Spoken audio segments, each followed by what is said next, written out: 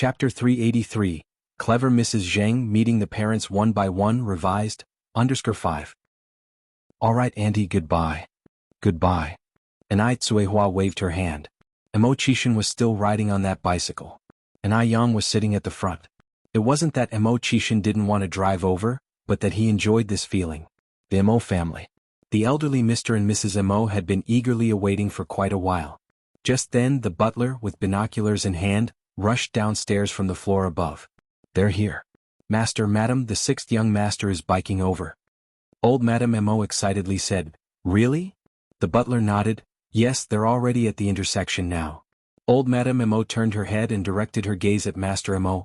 Come on dear, let's hurry out to meet them. Old Master Emo responded nervously, Wait a moment, wait a moment. What's wrong? Old Madame Emo looked at Master Emo impatiently. If you have something to say it quickly. She was eager to meet her future daughter-in-law. Master Emo continued, This outfit of mine, does it look all right? In a rather disgusted tone, old Madame Emo said, The young girl is dating our sixth son, not you. What use is there for you to look so presentable? Master Emo, what goes around comes around indeed. Old Madame Emo continued, Butler, go upstairs and call for Ping Ping and Chuan Chuan. After all, this is the young lad's first time visiting us, we must not neglect our etiquette. The butler responded, All right, I will go right away. Master and Madame Emo headed towards the door. Both of them waited with bated breath. Why haven't they arrived yet? Didn't the butler just say they were here? Yeah. Why aren't they here yet? Both elders were getting anxious.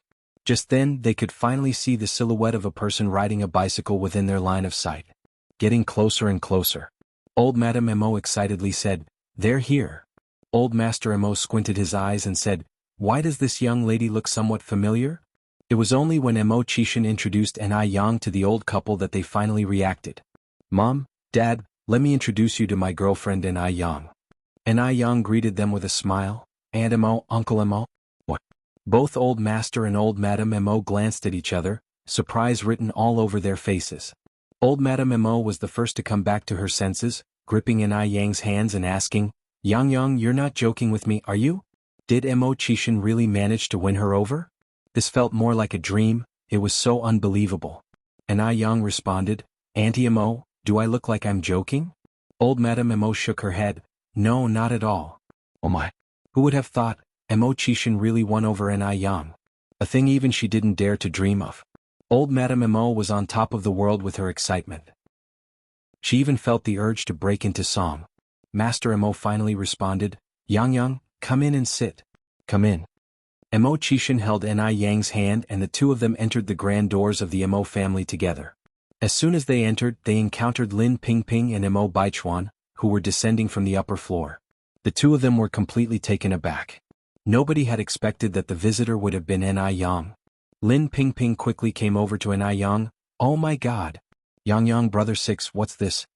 Emo Qixin smiled and said, Sister Yang and I were together now.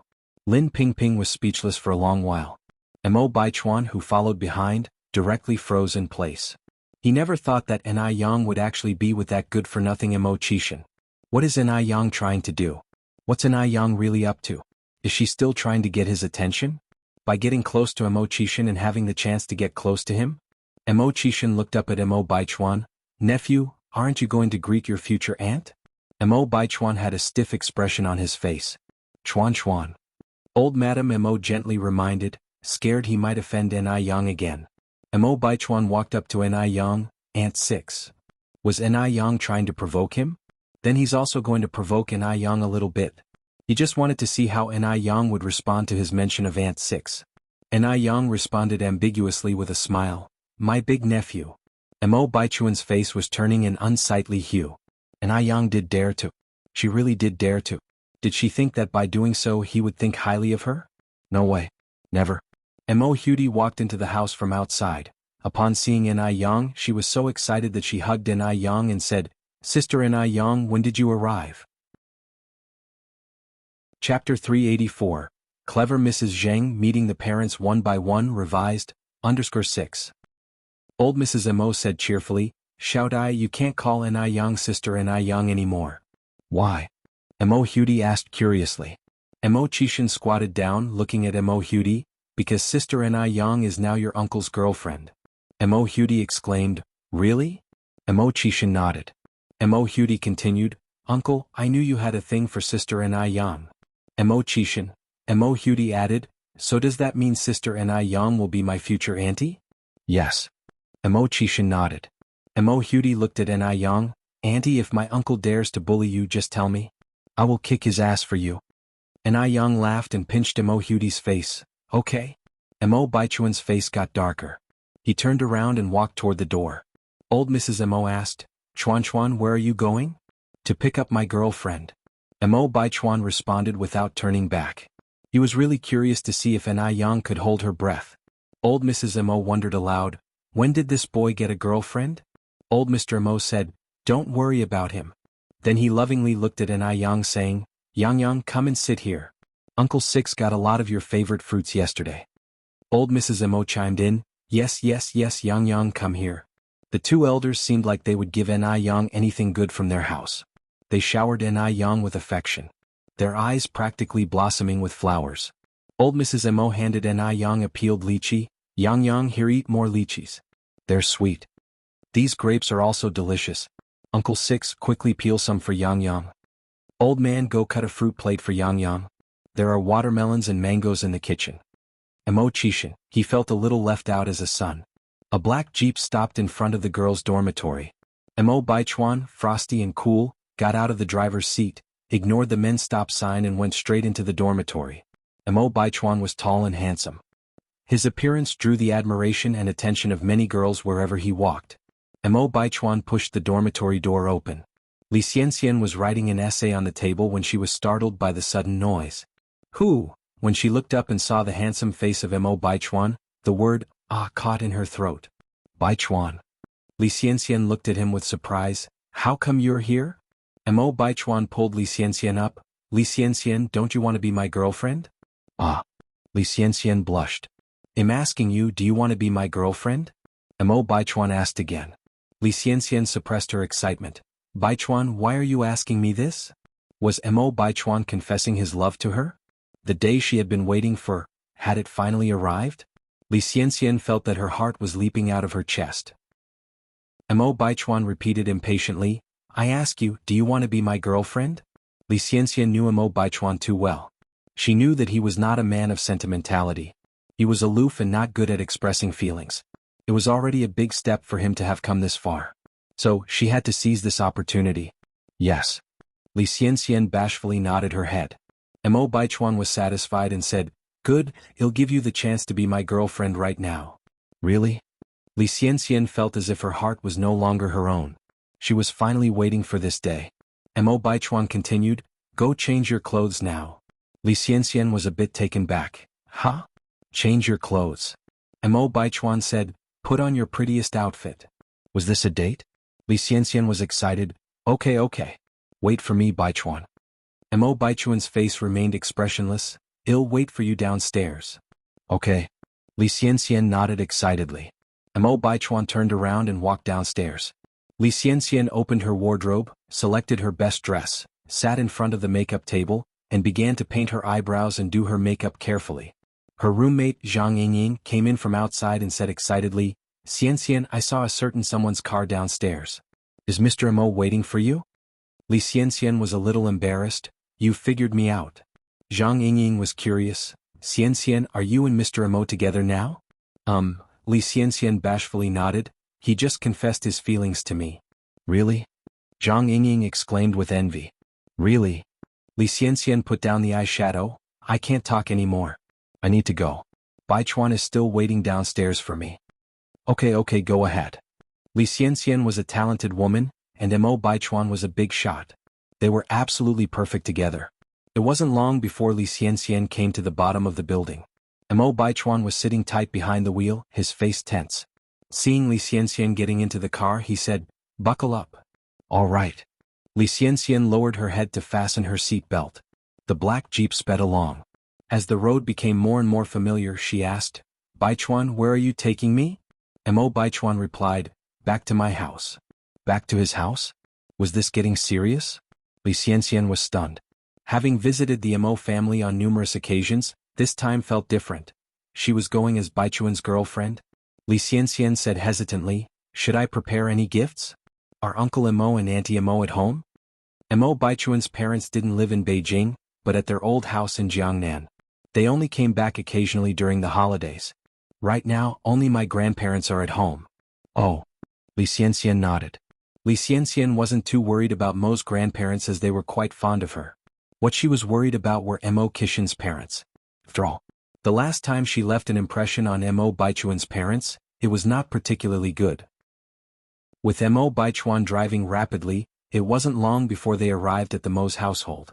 When they got out of the car, Mo Baichuan held onto Xianxia's arm. Let's go in. Okay. Xianxia nodded. The living room was bustling with activity. Yet Xianxia did not feel any warmth from the Mo family. Xianxia squinted her eyes slightly. Mo Baichuan pulled Xianxia in front of everyone, formally announcing, Grandpa, Grandma, Uncle 6, Cousin and future Aunt 6, let me introduce you. This is my girlfriend, Xianxia. Chapter 385. Jealous, eh? Go take the exam. _1 Upon hearing this, there was some silence in the living room. Although Grandpa Mo and Grandma Mo had hoped that Mo Baichuan and Xianxia could get together in the past, they were disappointed by Xianxia's recent behavior. Especially after the incident about the gift dress was exposed by Grandma Zheng, Mo Rongping and Xiao Jiao had gone out of their way to discuss this matter with Grandpa Mo and Grandma Mo. They felt that Xianxia was too vain and did not match up with Mo Baichuan. Consequently, Grandpa Mo and Grandma Mo had given up the idea of setting the two of them up.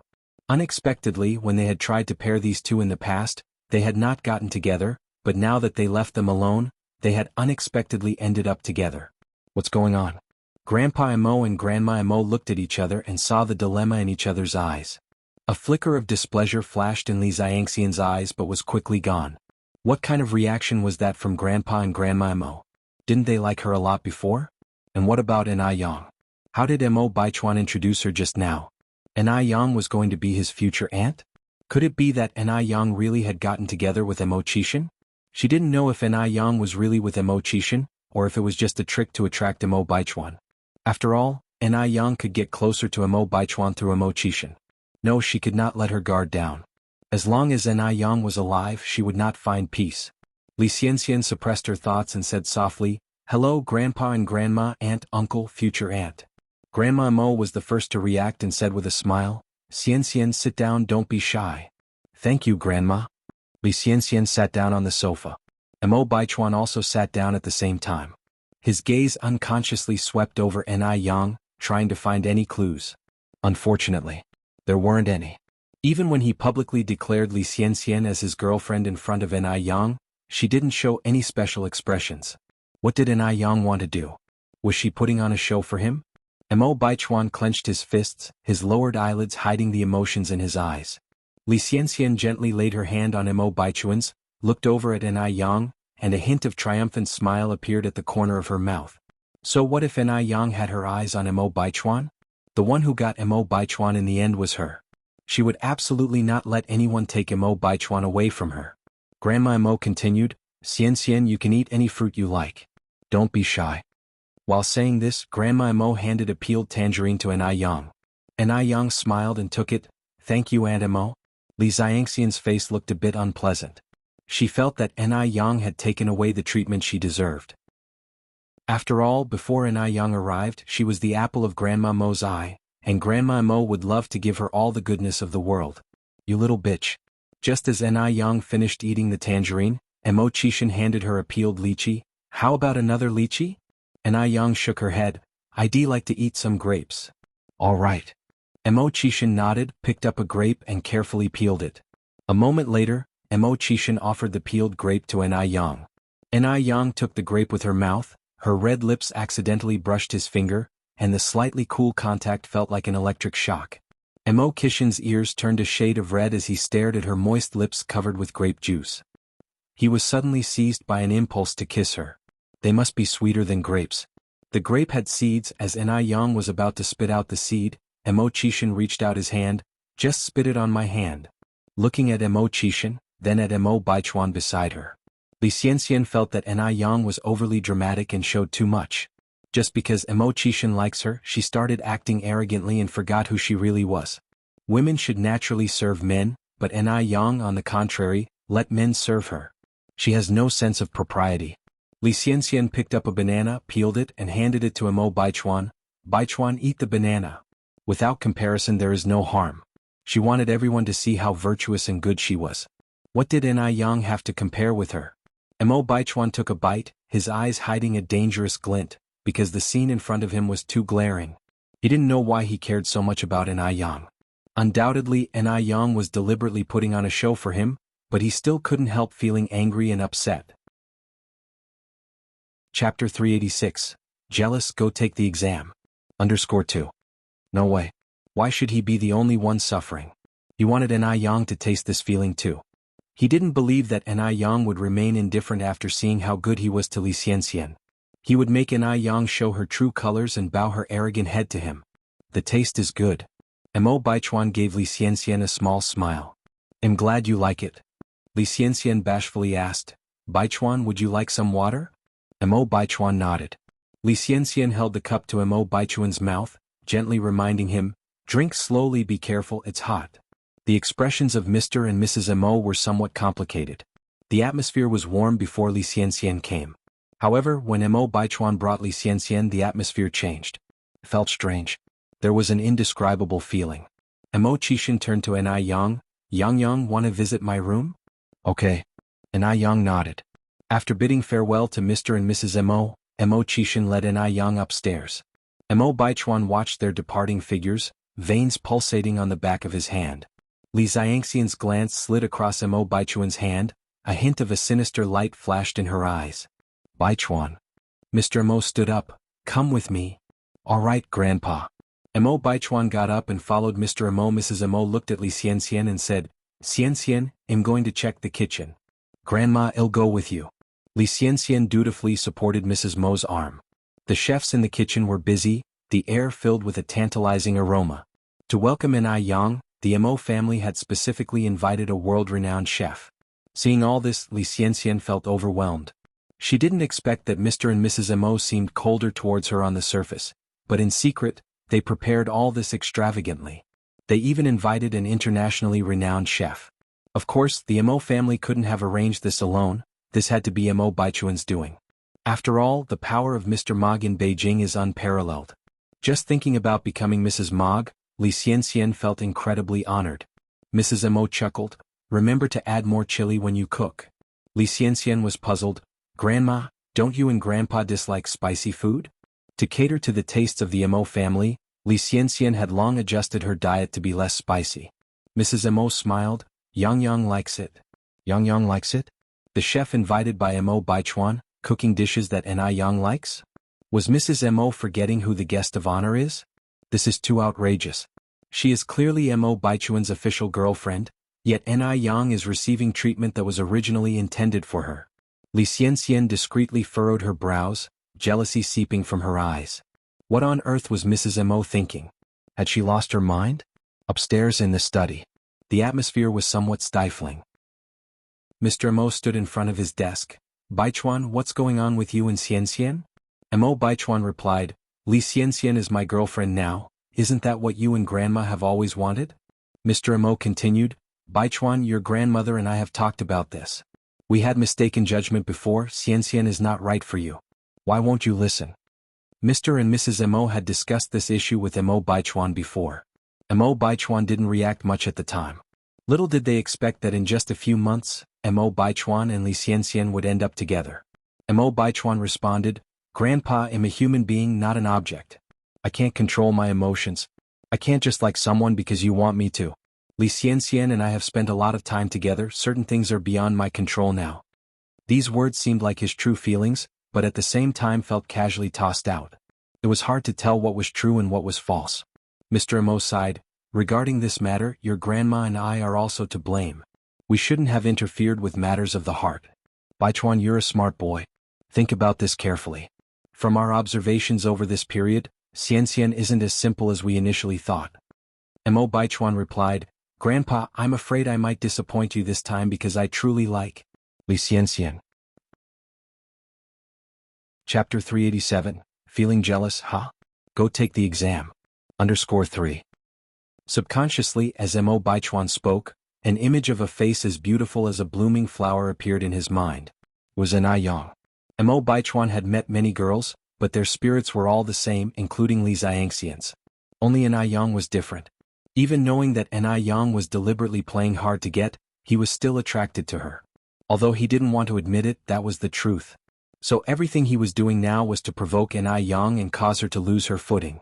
Old Master Mo helplessly shook his head. Is there really no room for reversal in this matter? No. Mo Baichuan shook his head resolutely. Old Master Mo sighed. Mo Baichuan continued, Grandpa, you have such a strong objection to Li Xianxian, why don't you have any objections to an Yang?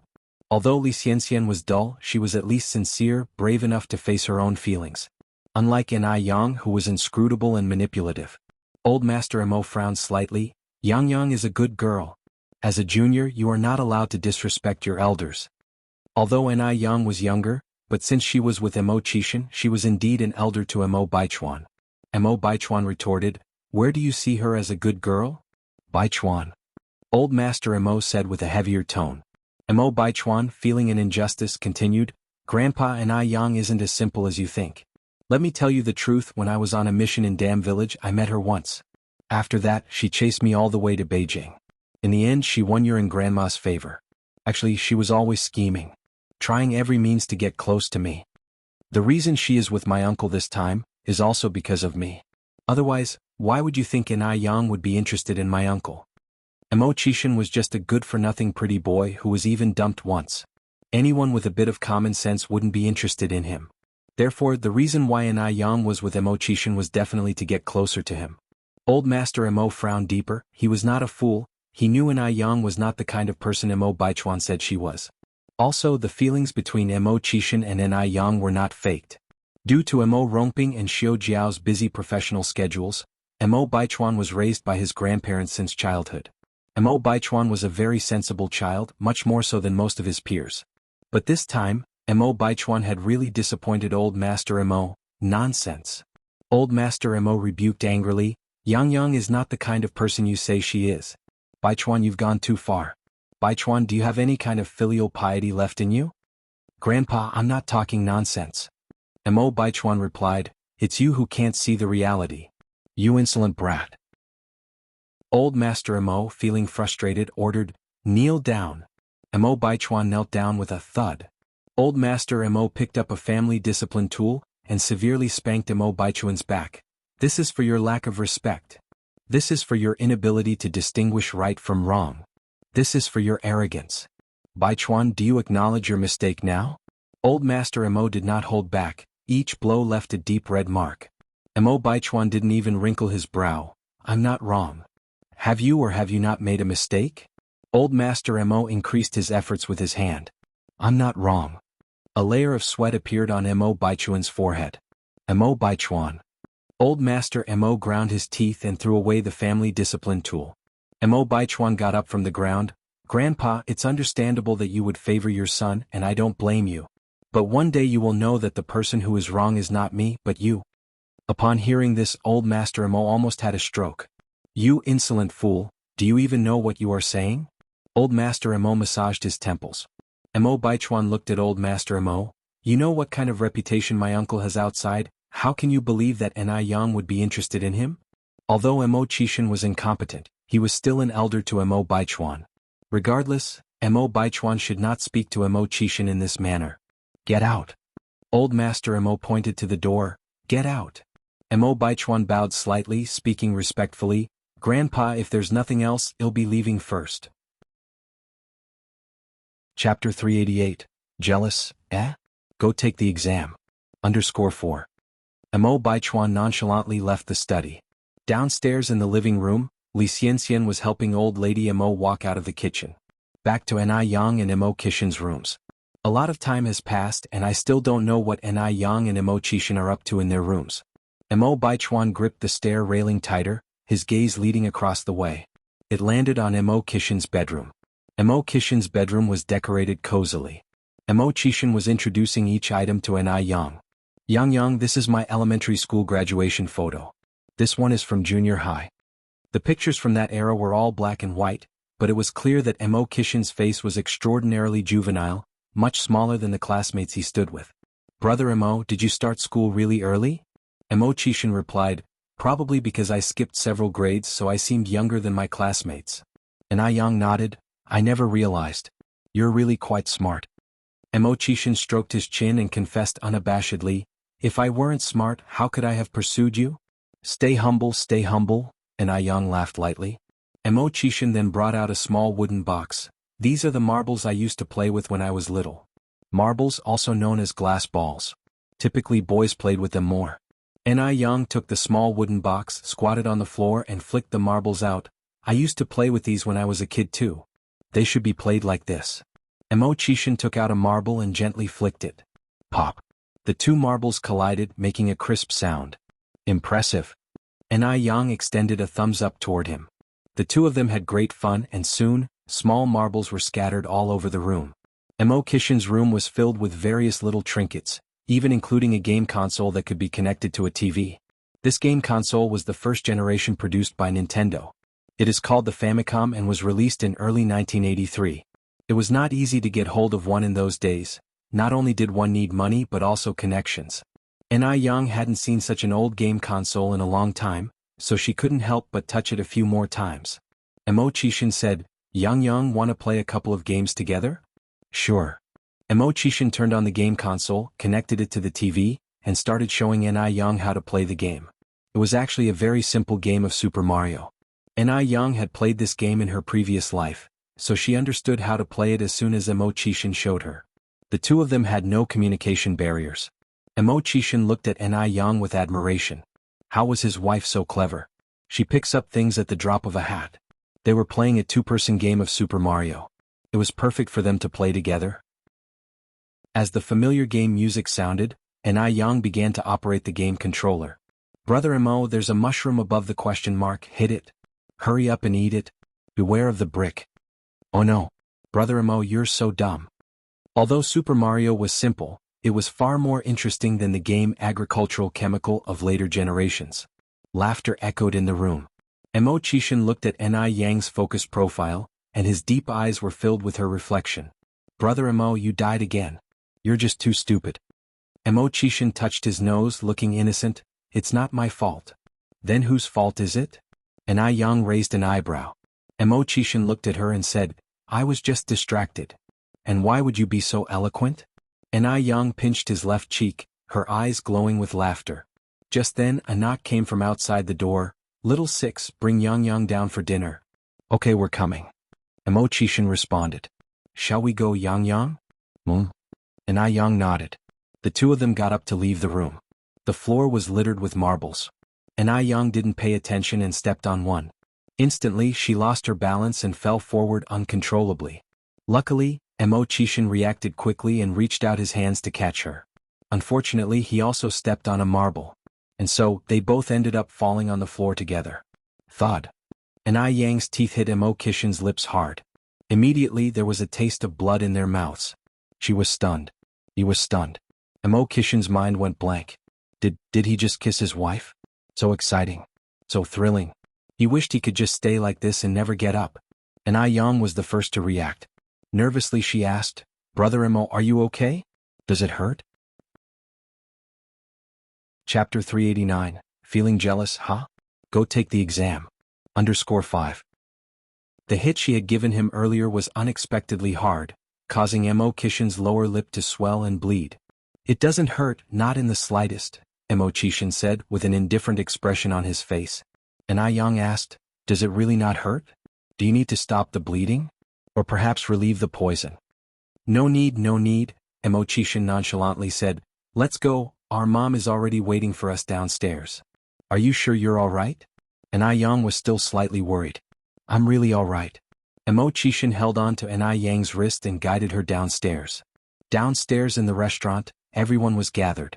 Madame Mo's eyes, expressionless and still, traveled back and forth between the two before settling on Mo Kishin's lips, a smile hidden in her gaze. Mo Hudi curiously asked, Little uncle, what happened to your mouth? Hearing this, everyone looked towards Mo Chishin. Mo Baichuan's face darkened immediately. Was Yang purposely provoking him? She was absolutely out of line. Chishin explained, I accidentally bumped into the wall when coming downstairs. This explanation was worse than offering none. Could you hurt yourself this severely from just bumping into a wall?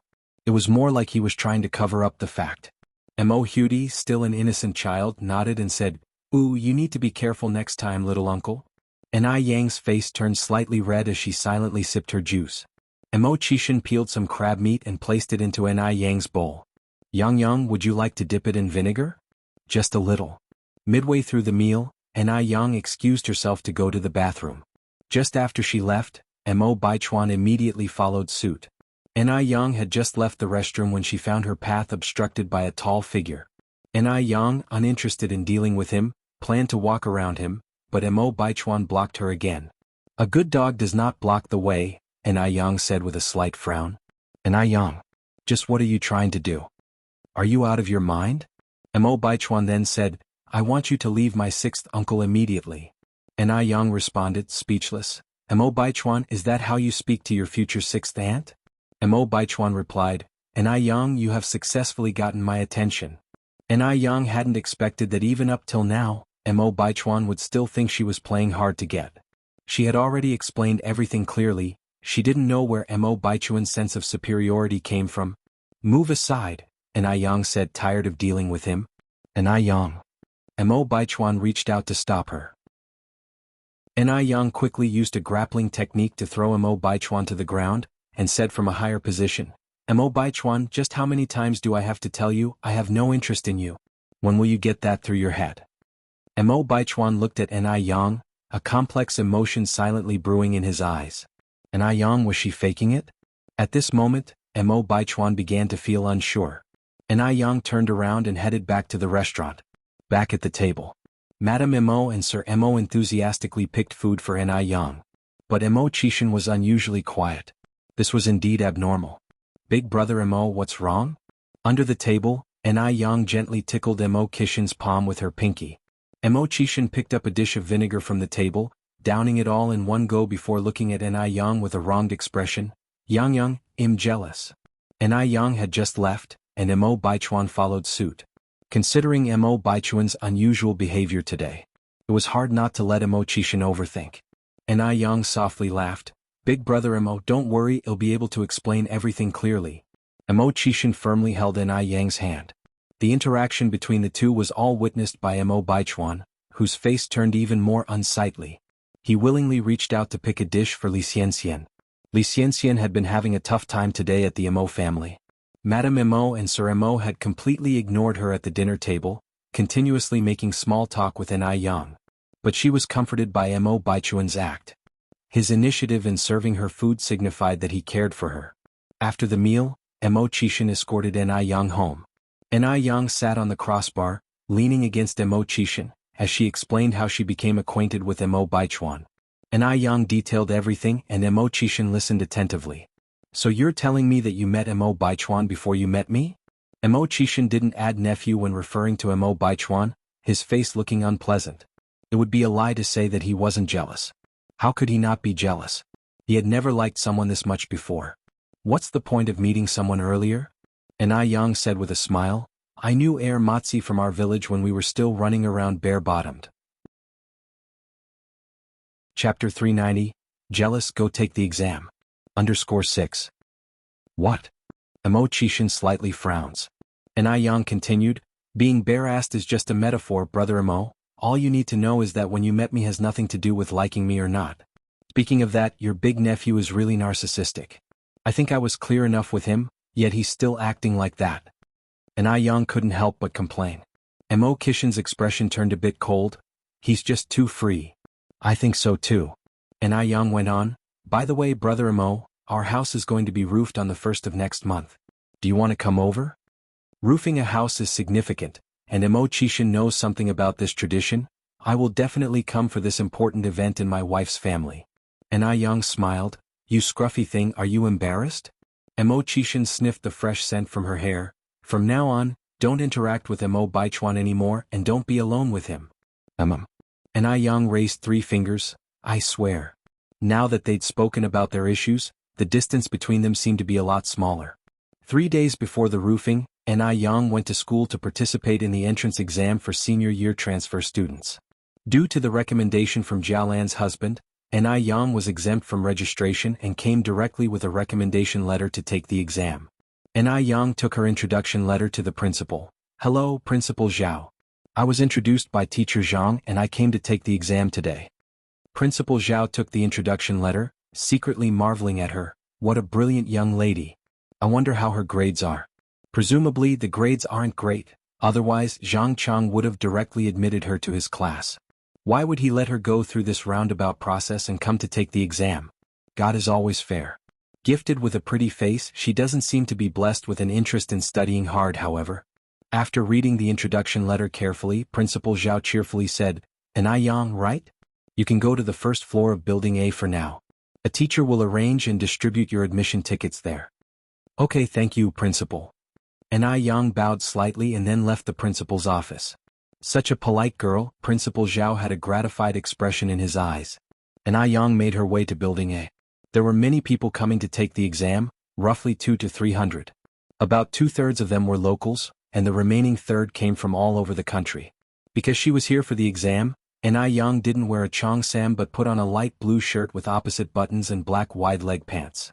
Her age-appropriate vivacity shone through the simple outfit, without making her look too mature. She looked absolutely beautiful. Standing in the crowd, she attracted quite a few people's attention. A girl also there for the exam proactively greeted Yang. "Hello, my name is Han Xiaoyu, are you here for the exam too?" Yang nodded, "I am Yang." To Xiaoyu's surprise, Yang was very friendly. Xiaoyu went on, "I heard this year's math and English exams are particularly hard. How was your home preparation?" "I'm so nervous." Xiaoyu anxiously wrung her hands. Yang smiled, "Don't be nervous, just stay calm. Sometimes too much stress can lead to psychological pressure. Even a small issue will be magnified in your eyes." Yang's response was too calm, it didn't fit with kids of her age. Xiaoyu exclaimed, "Yang, you're incredible. Your grades must be really good." Yang responded, "Not as exaggerated as you say, I'm just pretty laid back." "What does laid back mean?" Xiaoyu asked, confused. Yang explained, "Being laid back means you're okay with anything, you don't care about the results." Han Xiaoyu nodded, envious, Yang, I wish I could be like you." Yang went on, "Don't overthink it, don't put pressure on yourself. Let your brain relax completely. Just treat this exam as a normal one." Just then an odd female voice arose from the side, "You talk a good game. Just show us your real score if you're that capable." Sly fox. Yang looked up and saw a tall girl. Han Xiaoyu tugged at Yang's sleeve, "That's Zhou Xueme. She's always sour and jealous if anyone looks better than her. Yang, just ignore her." Yang nodded, not paying any attention to Zhou Xueme. She came here for the exam, not to pick fights. About 10 teachers came over after a while, distributing the admission tickets. The admission ticket displayed the exam room. By chance, Yang and Han Xiaoyu happened to be in the same room. The exam schedule was quite tight. Chinese, English, math and history were in the morning. Politics, physics, chemistry and biology were in the afternoon. The ringing of the exam bell plunged the room into an intense atmosphere, filled with the rustling sound of flipping pages. The exam papers of this era were manually printed, and there was a smell of ink in the air. Yang particularly enjoyed this smell. She took a deep breath, then started carefully filling in her name and student number. Then she began the exam. The Chinese exam was no challenge for her since she was a patriotic person. She finished the 1-hour exam 25 minutes early. After finishing, she carefully checked again. Once confirmed there were no errors, she rested her hands on her forehead and closed her eyes, taking a quick nap. She had stayed up half the night reviewing for today's exam. Given that this was an exam, Yang dared not sleep openly. But the invigilation teacher's eyes were sharp. As teachers, they typically don't like students who lack ambition. Seeing Yang sleeping, they could only shake their heads helplessly. Kids these days, they're getting worse and worse. "What's the name of that young lady sleeping there?" The speaker was Zhang Chang, the husband of Jialan and Yang's recommender. Although he had written a recommendation letter for Yang, he had never met her, so it was normal for him not to recognize her. Another teacher said, "I heard this young lad's name is Yang. Right, Zhang, isn't she recommended by you?" Because Yang was beautiful, many teachers remembered her face. Is that an Yang? Zhang Chang looked surprised. At the same time he felt relief. He was glad he didn't admit an Yang directly to his class. This would simply slow down the whole class and reduce the college admission rate. What a relief. Zhang Chang took a deep breath. How come, you don't even recognize the student you introduced? Zhang Chang said, to be honest, this girl was introduced by a friend of my wife's. I really don't know her. Zhang, it's a good thing you didn't let her directly into your class. Zhang Chang nodded, isn't it? A teacher next to him chimed in, can't deny it, the young girl is pretty beautiful, just that her study attitude seems a bit lacking. Chapter 391. The results are out. A slap in the face came so fast. For one, Zhang Chang said, this girl obviously doesn't have the temperament of a studious student. I guess my wife must have had a lapse in judgment this time. The other two teachers nearby nodded in agreement. She indeed doesn't seem to be the type. Another female teacher said, don't judge a book by its cover. No one can fathom the vast ocean. Just because this girl is pretty doesn't imply she is poor in academics. Perhaps she had already finished her test paper before falling asleep? It's only been half an hour. Others barely have enough time unless she's a prodigy. How many prodigies could there possibly be in this world? An hour of exam time quickly came to an end. The students sitting in the first row began collecting answer papers. An Yang's seat happened to be in the middle. With a stack of papers in his hand, Zhang Chang contemplated pulling out an Yang's sheet to have a look. However, he ditched the idea halfway. What was he thinking? He was actually harboring hope for a student who had slept during the exam. That was quite silly. Chuckling and shaking his head, Zhang Chang, together with some other teachers, took the answer papers to the staff room to be handed over to the teachers in charge of grading. The next exam was mathematics. An Yang was a businesswoman. Math had always been her strong suit, so math didn't pose any difficulty for her. However, just as everyone claimed, each math question was indeed very tough. As soon as the exam ended, the air was filled with the sound of sighs. An Yang, do you think the math paper was difficult? Han Xiaoyu walked over to An Yang and asked with a worrisome expression. An Yang gave a light smile, put away her stationery and replied, I think it was fine. How about you? What's your feel? Han Xiaoyu sighed, I am not sure either. An Yang, shall we compare our answers? Sure. An Yang nodded in agreement. Han Xiaoyu had written all her answers on a piece of scratch paper. Comparing their answers for a while, An Yang assured her, Xiaoyu, your answers are almost perfect. You really don't need to worry. Really? Han Xiaoyu asked in surprise. An Yang nodded, however, I remember choosing C for this question. Was the answer to this question C? Han Xiaoyu scratched her head and continued, given the set A equals XX equals 2n. Well, wasn't the answer supposed to be B? I also selected B for this question. Hearing both of them discussing it, the short-haired girl sitting in front of them turned around to join the discussion. An Yang explained, this question is often mistakenly answered as B, probably due to a misunderstanding of the elements of the set. Set A represents the set of odd numbers, and set B equals 1, 2, 3, 4. Therefore, the correct answer should be C. The short-haired girl clutched her hair in regret. Oh my God! I didn't attempt the last question and I got this question wrong too. I might fail. Seeing them discussing the exam question, a few others gathered around. Are you guys discussing the fifth question of multiple choice? Yes, Han Xiaoyu nodded and said, exactly, it's the fifth question. One of them frowned slightly and said, the correct answer to this question should be B, right? I also chose B. Me too. Almost everyone had chosen B for this question. Zhou Xuemei walked over with a sarcastic smile. The answer to this question is B. Some people deliberately pretend to know when they don't and try to attract everyone's attention. I wonder what their intentions are. What intentions? Show-off intentions, of course. Just because she is pretty, she thinks the whole world should revolve around her. Zhou Xuemei despised this kind of siren the most. She could tell she's no good. Pretending to know when she doesn't. An Yang looked up with a smile. No matter what I say here, the truth is always more persuasive. Whether the correct answer is B or C, everyone will know when the results are out. She wasn't in a hurry to argue with everyone, maintaining her calm and composed demeanor throughout. Her serene and elegant personality strongly contrasted with the sarcastic Zhou Xuemei. Zhou Xuemei bit her lip resentfully. So, you mean that all of us got it wrong and only you got it right?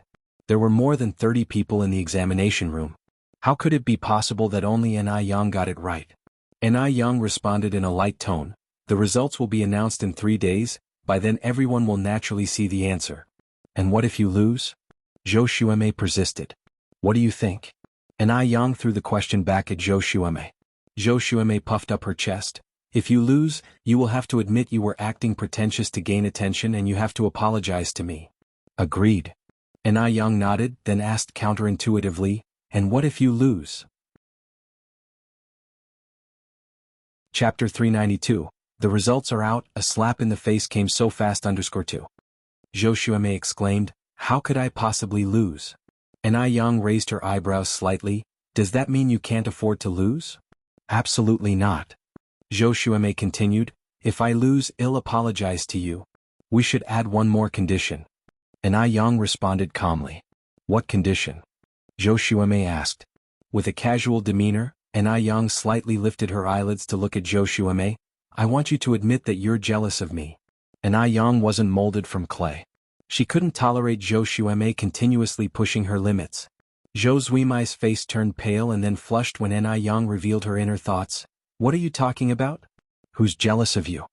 Yang only smiled and chose to not waste words. She said directly, just state whether you're willing to make the bet. Bet. Of course I'll bet.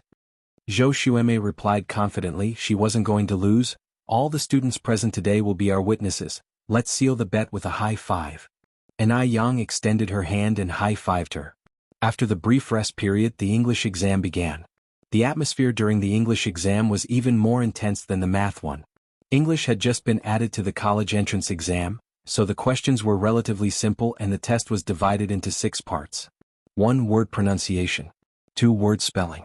3 word definition. 4 sentence transformation. 5 multiple choice. 6 verb completion. In less than half an hour, Yang completed the test and rested her head for a nap. To prevent cheating, different invigilators were present for each test. Zhang Chang was scheduled to patrol several examination rooms. When he saw Yang sleeping again, he sighed. Only 25 minutes had passed and Yang was asleep again. He wondered what the point was of her taking the transfer student exam in this manner. Isn't this a waste of a quota? If he had known this beforehand, he wouldn't have agreed with Jialan to give Yang this opportunity. If the principal saw this, it would reflect poorly. After the English exam was history. Yang's knowledge of history was extensive, so she didn't find the history exam challenging either. After 4 exams in the morning, it was time for lunch. They could eat either outside the school or in the school cafeteria. Even though a meal ticket was needed to eat in the cafeteria, the school had allowed direct cash payment due to the large number of people appearing for the exam today. Yang, where are you going to eat? Han Xiaoyu approached Yang.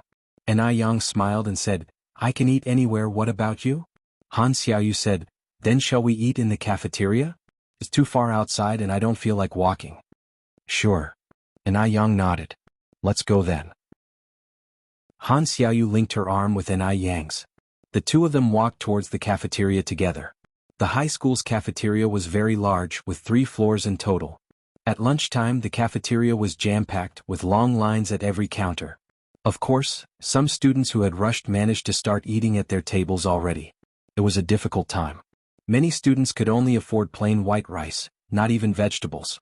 Accompanied by a small bottle of pickles, they could eat several servings of rice. As soon as Yang and Han Xiaoyu arrived in the cafeteria, they caused quite a stir. She was so beautiful. Not only was she beautiful, but she also had a unique aura that couldn't be concealed even in her old-fashioned shirt. It was as if she had stepped out of a painting. Wow. Which class is she in? She's so beautiful. I've never seen her before. Today our school is conducting a transfer student exam. She must be here for that. She's so beautiful, I wonder what she ate to grow up like this. I really want to know her name. In those times people were quite innocent. Even if they were really interested, they wouldn't have the courage to approach her directly. For the first time in her life, Han Xiaoyu drew the attention of so many people, and it left her inexplicably nervous. She looked at Yang beside her and there wasn't a hint of unease on her face. How much must a person grow to be so at ease and unaffected by insults or praise? Inside, Han Xiaoyu couldn't help but be slightly in awe of Yang. The two of them got in line at the counter. A few boys were in front of them. As the boys took their meals and started to walk away, one of them suddenly stopped. Yang? Chapter 393. The results are out, a slap in the face came so fast _3. Yang glanced slightly upward, meeting the gaze of a slightly tender and handsome face. Li Wei. Li Wei looked surprised. Yang, what are you doing here? This place was a city high school, and Yang was just a small-scale business owner. How did she get in? Yang politely replied, I'm here to take the transfer student's exam. It was only then that Li Wei remembered, there was a transfer student's exam today. Yang's math grades were good, her English grades were also good. Could she really get admitted as a transfer student? If that was really the case, wouldn't Yang become his schoolmate in the future? For a moment, Li Wei felt a mix of emotions. He even wished that Yang would perform terribly in all of her exams today. Because only in this way could he feel superior in front of her. But now, Yang actually came to take the exams. Li Wei nodded slightly, then said, You must have done very well in the exam today, right? Yang said, I did all right. Oh. Li Wei nodded again, his face failing to hide his disappointment. Just then it was almost Yang's turn to order lunch. She continued, My turn is coming up, I want keep chatting. All right. Li Wei also left with the other students around him. As soon as he turned his back, the students next to Li Wei began to ask curiously, Li Wei, what is your relationship with that pretty girl just now? What's her name again? Wuxiang. What are her grades usually like? Can she get into our school? Well, who could blame them for being curious? After all, Yang was so good looking. After all, everyone loves beauty. Everyone was chattering away, making Li Wei a little irritable. He knew Yang was pretty, but he didn't know Yang was so popular. He felt a strong sense of crisis. Brother away. Zhou Xuemei ran over from a distance, waving excitedly at Li Wei. A male classmate beside him patted Li Wei on the shoulder and teased, Li Wei, you're really popular with the ladies. Li Wei was good at studying, handsome, respected elders, and had reverence for teachers, so he was pretty popular among the young girls. Who knows how many young girls in the class had a crush on Li Wei? Zhou Xuemei, on the other hand, grew up with Li Wei in the same village. Later, because Li Wei moved to the city with his parents, they lost contact. Recently, because Zhou Zuimai's parents also found jobs and bought a house in the city, the two met again. The fact that Zhou Xuemei was able to take this transfer student examination was also thanks to Li Wei's recommendation. Enough with the nonsense, she just grew up with me like a little sister. Li Wei began to explain. But what about that Yang just now? The male student asked again. Li Wei said, she used to be our tenant. Tenant? The male student frowned slightly. Isn't Yang a local? During this period, locals usually looked down upon outsiders to some extent. Yes. Li Wei nodded. She used to run a noodle stall. A private business. Hearing this, the disdain in the male student's eyes deepened. A street vendor has the nerve to take the transfer student's exam. Can she even pass? Brother away. During the conversation, Zhou Xuemei had already arrived next to Li Wei. Xuemei. Li Wei replied indifferently. Zhou Xuemei continued, Who were you guys talking about just now? Who's a small-scale business owner? Li Wei said, We were talking about Yang, but you don't know her. Yang. So the enemies were on a narrow road. Zhou Xuemei laughed sarcastically. Who says I don't know her? I was in the same examination room with her today. Really? Li Wei was somewhat surprised. Of course. Zhou Xuemei nodded. Li Wei continued, Then how did Yang perform in the exam today? Hearing this, Zhou Zuimai's expression became even more disdainful. There were 4 exams in the morning, over 5 hours in total. To exaggerate a bit, she slept for at least 4 hours. Do you think she did well? She slept for over 4 hours? Li Wei was somewhat surprised. Yes. Zhou Xuemei continued, The invigilator looked in her direction countless times, but she didn't react at all. So shameless. In that case, Yang must have blown the exam this time. The heavy stone in Li Wei's heart finally landed. As long as Yang hasn't passed, that's good enough. By the way, brother away, how did you get to know Yang? Zhou Xuemei continued to ask. Chapter 394. The results are out, a slap in the face came so fast _4. Li Wei relayed to Zhou Xuemei that Yang was a self-employed individual. An air of sarcasm hung around Zhou Zuimai's eyes. So that's what Yang is all about. Strutting around so arrogantly. Just a mere self-employed individual. Both her parents were formal workers and they had even bought a house in the city, so Zhou Xuemei naturally looked down on Yang. Furthermore, Yang was an outsider. Brother away, let me tell you something really interesting. Zhou Xueme relayed the story of her bet with Ni Yang to Li Wei with a laugh. Hearing this, Li Wei felt a surge of superiority in his heart. In the afternoon he was still taking 4 exams. By the time the examinations ended, it was already past 6 in the evening. Ni Yang then made a trip to the vegetable market on his bicycle. They were about to start raising the beams soon, so Ni Yang had to prepare everything needed for the beam raising in advance. Beam raising was a major event. Not only did he need to prepare food and wine to treat the guests, but also buy firecrackers, fireworks and snacks. Ni Yang bought more than 50 pounds of fruit candies and milk candies, 18 pounds of pastries, dates and peanuts. Then Ni Yang went to buy 20 packs of cigarettes, firecrackers and fireworks. Finally Ni Yang bought vegetables and meat. Ni Yang only bought enough pork for eating that day because if he bought more, it could easily spoil due to the weather. After buying all the necessary things, Ni Yang rode back on his bicycle. As soon as he entered the courtyard, Ni Yang heard some snorting sounds. A glance at the side revealed that under the osmanthus tree in the courtyard, a big fat pig was tied up. The little rabbit seemed to be seeing a big fat pig for the first time, running around the pig curiously. "Mom, where did this big pig come from?" Ni Yang asked Ni Tsuehua. Ni Tsuehua replied, "Your mom bought it." Ni Yang was taken aback. "What did you buy this for? To raise it ourselves?" Ni Tsuehua laughed. "How could we raise it ourselves? Our house is going to have the beam raising the day after tomorrow, right? I deliberately bought a big fat pig back so that we could have a good feast for our fellow villagers. If not for the villagers from Jianghu village, how could their family have easily gotten the homestead?" Ni Tsuehua was not an ungrateful person. She and Ni Yang had always kept this in mind. Ni Yang nodded. "Mom, your considerations are indeed comprehensive. Purchasing a big fat pig along with the pig innards would not only enable everyone to eat well but also look good when word spread out." Indeed, they had taken care of both behind-the-scenes and upfront efforts. Ni Yang asked further, "Mom, where did you buy this pig?" Ni Tsuehua replied, "From the next village. Apparently that family is really having a hard time. They only have a daughter who was cheated and is now pregnant. They don't even have the money to get an abortion. Otherwise they would not be selling the pig at this time. One must know at this time, keeping a pig in rural areas is of great importance. Because farmers depend entirely on pig manure and chicken droppings for fertilizers. The annual crop yield depends entirely on how efficient the big fat pig is at excreting. After all, how much chicken droppings can there be? Furthermore, pigs are not picky eaters. Just cut some pig grass and feed it to them, and they can have pork during the new year. A case of killing 2 birds with 1 stone." Ni Yang frowned slightly. "Didn't they call the police? What use is it if the man denies it after they call the police? I heard that there's now something that can determine parentage, but the child has to be born first. Which innocent maiden would willingly take this kind of risk? No one would risk their future, so they could only suffer in silence, choosing to abort the child." Ni Yang sighed. Ni Tsuehua continued, "Now some people are really too cruel. They knew the family was in a hurry to sell their big fat pig, and they managed to haggle the price down to 50 yuan from 210 yuan. "Mom, you didn't haggle, did you?" Ni Yang asked. Ni Tsuehua replied, "We've all been through hard times, of course I didn't haggle. We should pay what we should, we can't take advantage of people in their time of need."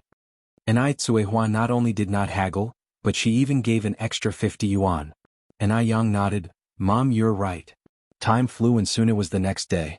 Since the beam raising was taking place the next day, Ni Yang began preparing the meals for the beam raising day. Ni Tsuehua found a butcher to slaughter the big fat pig that afternoon. Ni Yang was in the kitchen making pickled pepper chicken feet. Pickled pepper chicken feet are a delicacy in Sichuan and Chongqing, which hadn't spread to Beijing yet, so people mostly ate chicken feet braised or boiled. First, he cut the chicken feet in half, then boiled them to remove the smell. After that he added spring onions, ginger, garlic, star anise, and Sichuan peppercorns with liquor and boiled them in water for 10 minutes. Because this girl was exceptionally beautiful. Initially he thought such a beautiful girl was probably just for show. Little did he expect that she would surprise him so much. With such excellent grades, getting into a top university was a certainty. She might even become the city's top scorer.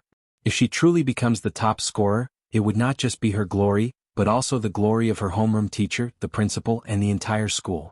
Actually, there was competition among schools, and these years the city's top scorer had been grabbed by other high schools in the county. City High School had not been able to show face in a long time.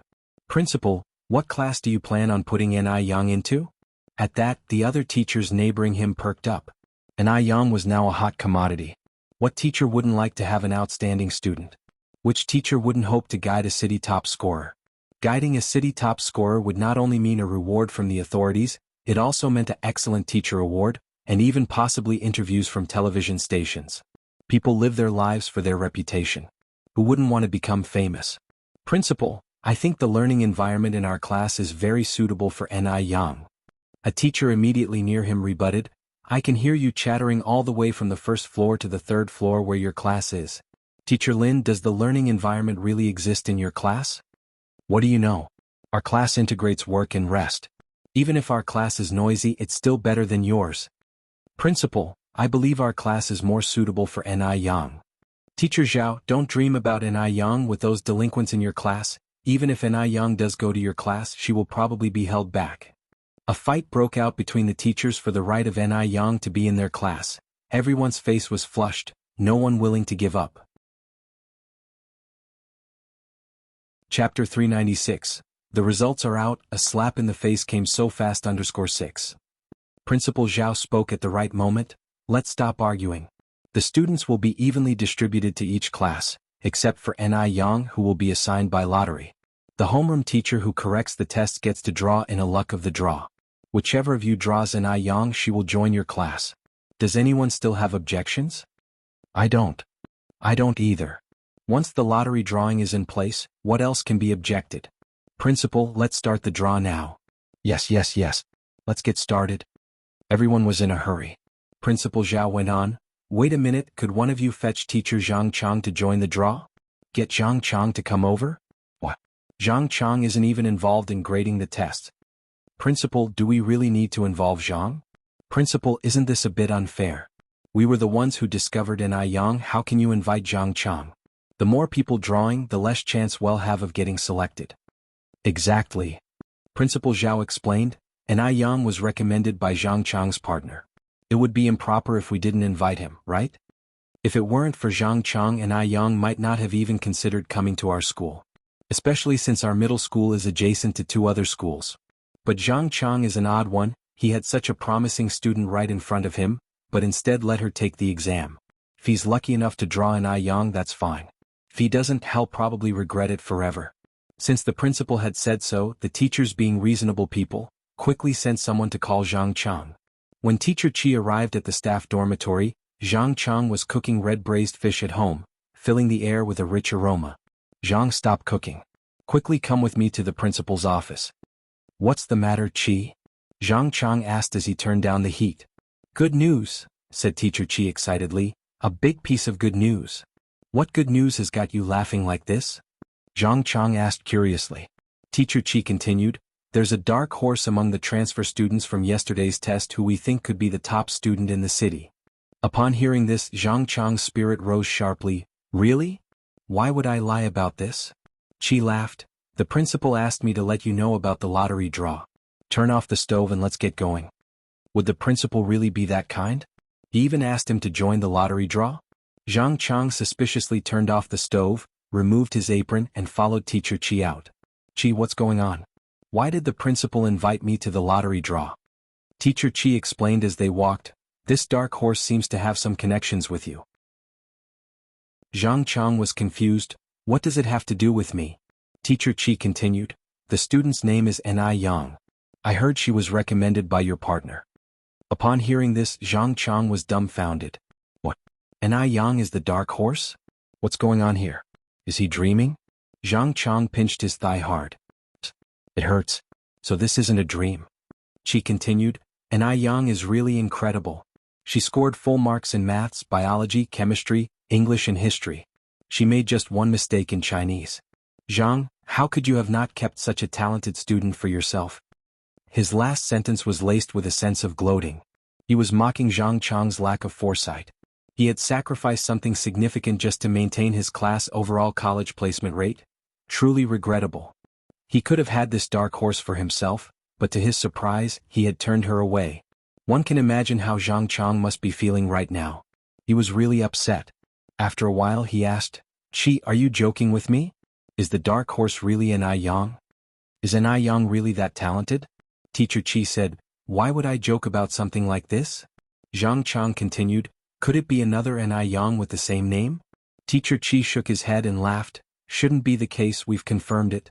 Among this batch of examinees, except for a few people named Chunhua Chiyue, almost none of them have the same name. With that, Teacher Qi added, Zhang, if you really think it's someone else with the same name, you can opt out of the lottery. Opt out? Why would Zhang Chang do that? No one could resist the honor that the top student brings. Before long, the two arrived at the principal's office. Teacher Zhang, you're here. Principal Zhao smiled at Zhang Chang. Zhang Chang smiled back. Principal? No matter what, An Yang was someone he introduced. Since she was destined to be in his class, he was bound to win the draw. He was sure he'd win. Zhang Chang comforted himself. The principal held a handful of crumpled slips of paper. There are 21 slips of paper here, one of them has An Yang's name written on it. Whoever draws that piece will become An Yang's homeroom teacher. He then put the slips into a box and shook it. Who wants to go first? It seemed a bit unfair to let anyone go first. In the end, the teachers decided to use rock paper scissors to determine the order of the draw. 10 minutes later, everyone was holding a small piece of paper. Everyone was apprehensive. Everyone was praying they'd draw the right slip. The principal smiled. Teachers, what are you waiting for? Look at your slips. Upon his words, everyone began to secretly peek at their slips. The next second, a series of sighs swept through the room. Zhang Chang hadn't dared to look at his slip. Seeing everyone sighing around him, he felt a sense of relief. If they didn't win, then he had to be the winner. Zhang, look quickly. What are you waiting for? Qi urged Zhang Chang impatiently. Yeah, Zhang, hurry up. Zhang Chang boasted, is there a need to look? I'm sure I've won the lottery. Everything happens for a reason, and Yang was introduced by me after all. She is destined to be in our class. How could anyone else get her? Just then, an exuberant voice erupted in the room. I won the lottery. Everyone turned their heads to look, and saw the near 50-year-old teacher Su as excited as a child. And Zhang Chang's face changed in an instant, his smile froze on his lips. How can this be? Chapter 397, Let you see people through the crack of the door, up on the beam. _1 Was I not the one who drew the lot? Zhang Chang immediately opened the paper in his hand, only to see it was completely blank. Teacher Su grabbed Zhang Chang's hand excitedly, mumbling incoherently, Teacher Zhang, I can't thank you enough. I'm so grateful that you introduced such an outstanding student to our school. Although he was lucky, he still had to thank Zhang Chang. Without Zhang Chang, it was unclear whether An Yang would have come to City No. 3 Middle School or not. The expression on Zhang Chang's face was in stark contrast to that of Teacher Zu's. No problem. After a long while, Zhang Chang managed to squeeze out this sentence. The other teachers were all joking about Teacher Su treating them to a meal. Teacher Su, happy at acquiring an excellent disciple, replied with a cheerful heart, Come on, today I'm treating everyone to meat and wine. Don't hold back. The crowd followed Teacher Su out, all seeming very pleased except for Zhang Chang, whose smile was forced and who seemed downcast. While the others merely missed out on being assigned an Yang, he had completely overlooked her. No one could understand this kind of discomfort. At this moment, Zhang Chang couldn't help but want to slap himself. You only have yourself to blame for peeping. You only have yourself to blame for peeping. No point talking about it now. In the afternoon, Anai Tsuehua held her child and invited everyone from every household to participate in the topping out ceremony the next day, and all the elderly and children at home are also invited. The next day, May 28th, auspicious for engagement, marriage, worship, entering the house, erecting columns, construction, etc. Actually, the house was almost completely built, and it was Anai Yang who deliberately chose the day for the raising of the roof beams. Although she initially didn't believe in such things, after her rebirth, Anai Yang had started to hold strong belief in them. Early in the morning, Anai Yang was already out of bed. She stood in front of the mirror, tied her glossy black hair into a bun, showing off her fair and graceful swan neck. She wore a red shirt and a pair of pencil pants, exuding a youthful aura. When Emo Chishan arrived, Anai Yang was fetching water by the well. She was wearing a pair of pink slippers, had rolled up her pants twice, revealing her ankles as white as jade, with rows of delicate toes, pink and white, like little seashells.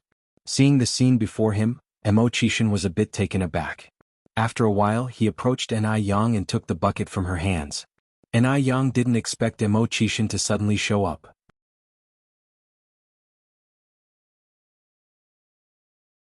Chapter 398, Letting You Peek at People Through the Door Gap, Up on the Beam. _2. The love Yang fantasized about was a relationship between equals. Imo-chishin always respected Yang. He then asked, after fetching the water, what shall we do next? Yang replied, after fetching the water, let's go to our neighbors to borrow some tables and stools. Why borrow them? Don't we have tables at home? Imo-chishin asked, puzzled. Yang explained, later a lot of guests will be coming to our house, and we certainly won't have enough tables and stools. Oh, Imo-chishin nodded in understanding. Soon the water tank was filled and Yang took Imo-chishin next door to borrow tables and stools. Imo-chishin had visited Jianghu village many times before, and he once distributed candies and cigarettes in the village, so everyone had a good impression of him. In no time, more than a dozen tables and stools were set up in the courtyard. While Yang and Tsuehua were busy in the kitchen, Imo-chishin was setting 2 pots of milk tea and sour plum soup and a large plate of pickled chicken feet on each table. The white chicken feet, combined with yellow and red millet peppers, looked especially appealing, like jewels. Brother Imo, you should try a chicken foot. Yang picked up a chicken foot with her hand and held it at Imo-chishin's mouth. Imo-chishin opened his mouth to take it. Yang suddenly felt a slight pain in her finger. She looked up and saw a mischievous face. It then dawned on Yang that this man had done it on purpose, and she swiftly withdrew her finger. You're such a dog. Leaning into her ear, Imo-chishin whispered, Yang, don't you always call me a doggy? The warm breath spray on Yang's cheek caused her face to turn red instantly. This man was indeed a jerk. Yang reached out and pinched his waist. His muscles were firm and felt good to touch. Just from a pinch, she could tell that underneath his clothes, his body was great. At that moment, Tsuehua came in carrying 5 large watermelons. Yang quickly withdrew her hand and said, Mom. Tsuehua continued, Yang, you and Xiaoma, cut up these watermelons and distribute them to everyone. All right, Imo-chishin immediately reached out, take them. These were early ripened watermelons in early June. Their skins were thin and their flesh was red. Each bite released a burst of juicy sweetness, crisp and sweet. Yang and Imo-chishin took the cut watermelons to the new house next door. By now, the rose vines had climbed over the wall. The vibrant green leaves fluttered in the wind, while the bright red buds peeked through the leaves, lending a calming view. In the yard were swings, lawns, and a little path paved with pebbles. The lawn was planted by Yang using grass seeds. Compared to the hard cement ground, she preferred the soft grass carpet. The sturdy, dense lawn was like the one on a golf course, so even on rainy days she wouldn't worry about it getting muddy. Above the swings they had planted 2 vines of grapes. At this time, the green leaves of the grapes had quietly climbed up the trellis. The newly planted grapes would not bear fruit in the same year but should be ready to harvest by next year. They had planted 2 large hydrangeas on the left side of the yard, beside which was a small pond. The pond was built with cement and pebbles at the bottom. In a few days, Yang planned to buy some water lilies and goldfish to keep in it. They also planted a circle of orchid grass and an osmanthus tree around the pond. Ahead was a delicately built small building. The small building was a blend of Eastern and Western design. The load-bearing walls were made of bricks, and the exterior was decorated with wood.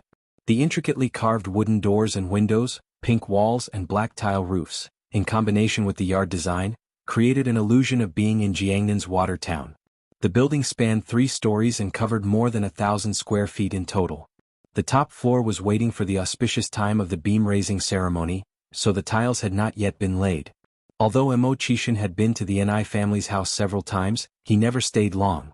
This was the first time he had stepped inside and he was a bit surprised. Yang, did you hire an architect to design this house? This little building and courtyard were charming, like a miniaturized version of Jiangnan. Yang smiled and said, I just designed it casually myself. You designed it yourself? Imo-chishin was slightly surprised. Although he had seen Yang's design for the milk teacups before, a house and a cup were 2 completely different things. Designing a house requires not only a background in drawing but also a strong foundation in architecture. Otherwise the house may end up unsafe. Yang nodded. I've always yearned for the lifestyle of the Jiangnan water town scenes of small bridges over streams and households. So, I designed this farmhouse courtyard based on the books I've read before. Brother Imo, what do you think? Chapter 399. Letting you observe people through the door slit, up on the beam. _3. Great. Amazing. Chishan was so impressed by his wife that he began to worry if he was a good match for Yang. It seems like he needs to work even harder now. The couple placed the watermelon on a table on the first floor, and Yang loudly called for Wang Tinyu to bring the other workers downstairs to enjoy the fruit. Soon Wang Tinyu led the others downstairs.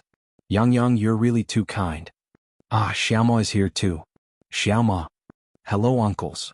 Chishan politely greeted everyone and began to distribute cigarettes. Still packets of yellow crane tower, costing 20 yuan each. My goodness. Is this young man super rich or something? Last time at the noodle restaurant, they were given yellow crane tower cigarettes, and here at the Ni family's place this is the case again. As the saying goes, being treated kindly and accepting gifts will soften one's heart. After enjoying the cigarettes, which man wouldn't give a thumbs up and praise Chishan for being a good guy? You have to admit, Chishan impresses people. He shows none of the arrogance you might expect from a wealthy young man. Xiaoma, how old are you this year? Wang Tinyu asked curiously. 28, Chishan answered. Another man eating watermelon chimed in. He is 10 years older than our Yang. Xiaoma, you'd better not bully Yang or otherwise we all won't let you off. Chishan responded. Rest assured uncles, I would never bully Yang in my life. Wang Tinyu said seriously. Xiaoma, I'm not joking with you. Yang is our village's little lucky star. If you dare to bully her, all the people in our village will come after you. Other girls' weddings are usually supported by their brothers, but behind Yang there's an entire village. Jianghu village is the strongest backing for Yang. The simple villagers may not use beautiful words, but they will prove their dedication through actual actions. Whoever dares to bully Yang, they are prepared to fight. Chishan said to Uncle Tinyu, I'm serious too, I will be nice to Yang for my whole life. I won't retaliate even if she hits or scolds me. One of the robust men comforted, Xiaoma, you can rest assured. Our Yang is a good girl. She definitely wouldn't hit or scold you for no reason. If she does, it must be your fault. You're right. Xiaoma, you must have accumulated a lot of good karma in your past life to meet our Yang. You're right. Chishan was modest and polite, gentle and elegant. No matter what everyone said, he didn't get upset. People started to like him even more. Around 9 in the morning, villagers started to arrive in groups. The small rural yard that was once quiet immediately became lively. Everyone didn't come empty-handed. Some brought chicken, others brought ducks, and some brought red envelopes. Anyway, no one came empty-handed. Although Chishan had shown his face in the village before, many people still didn't know him. Therefore, Yang and Chishan greeted everyone together and introduced Chishan to them. This young man looks strong. Yang, your taste is not bad. What does your family do, young man? Young man, you can't bully our Yang. Chishan once again witnessed Yang's high popularity in Jianghu village. Lunch was scheduled for 12:30 p.m. The auspicious time for construction was 12 p.m. Taking advantage of the gap in between, everyone sat in the yard, sipping milk tea and sour plum soup and chatting leisurely. There are rarely moments in rural life when people can be so relaxed, so everyone enjoyed chatting very much. On each table was a plate of pickled chili chicken feet, but no one dared to eat it. Because everyone could tell that the chicken feet were not fully cooked. How can raw chicken feet be edible? There's always a saying in rural areas that eating raw meat can cause mad cow disease, so even if people were extremely hungry they wouldn't eat raw meat. Grandma, why aren't you eating the chicken feet? Xiaohua asked an elderly lady with white hair. Grandma Xiaohua hesitated. The chicken feet look like they're not cooked. It's a mystery why Yang would serve a plate of undercooked chicken feet. Is it just for show? With its lemon slices and colored peppers, it did look quite appealing, but it also looked a bit unappetizing. If you're suggesting that Yang wanted to host a feast but didn't want anyone to eat, that's simply impossible because she's not stingy at all. Chapter 400. Allowing you to see people through the door crack, up on the beam. _4. Nobody knew what Yang was really up to. They'll try one. Xiaohua reached for a chicken foot. Before Grandma Xiaohua could stop her, Xiaohua had already taken a bite of the chicken foot. Grandma Xiaohua anxiously said, spit it out quickly. You can't eat raw meat. Are you silly, child? Grandma, this chicken foot isn't raw. It tastes really good. You won't believe it until you try it. Xiaohua held the chicken foot up to her grandma's face. As everyone knows, when you bite into a cooked chicken foot, there should be blood inside. But the chicken foot in Xiaohua's hand didn't have a single drop of blood. It was clearly cooked. But was it really that delicious? Grandma Xiaohua bit into it with a mix of belief and doubt. Upon tasting it, the flavor truly was astonishing. A tangy and spicy taste spread throughout her mouth. The chicken foot had a rich flavor. It was nothing like it appeared to be. It was appetizing and refreshing. It was way more delicious than braised chicken feet. Grandma Xiaohua couldn't help but nod her head. Delicious, it's really delicious. The others at the table curiously asked, is it really that good? Of course. Grandma Xiaohua replied, if you don't believe it, try it yourself. The others picked up a chicken foot with a mixture of trust and doubt. Suddenly, exclamations erupted all around. Yang is really amazing. Wow, so delicious. Oh my god. I've never eaten such delicious chicken feet before. The commotion at their table quickly grabbed the attention of the tables next to them. One after another got affected. Within moments, there were no chicken feet left on the table as everyone had finished them off. Wu Daming walked in from outside, with a slight shock in his eyes from seeing so many people in the courtyard. Seeing so many people on the day of the roof beam raising showed that his sister-in-law had a high status in the village. Wu Daming grew up in the countryside and knew the customs of the village. If the hostess was not well liked in the village, there wouldn't be so many people present on the day of the roof beam raising.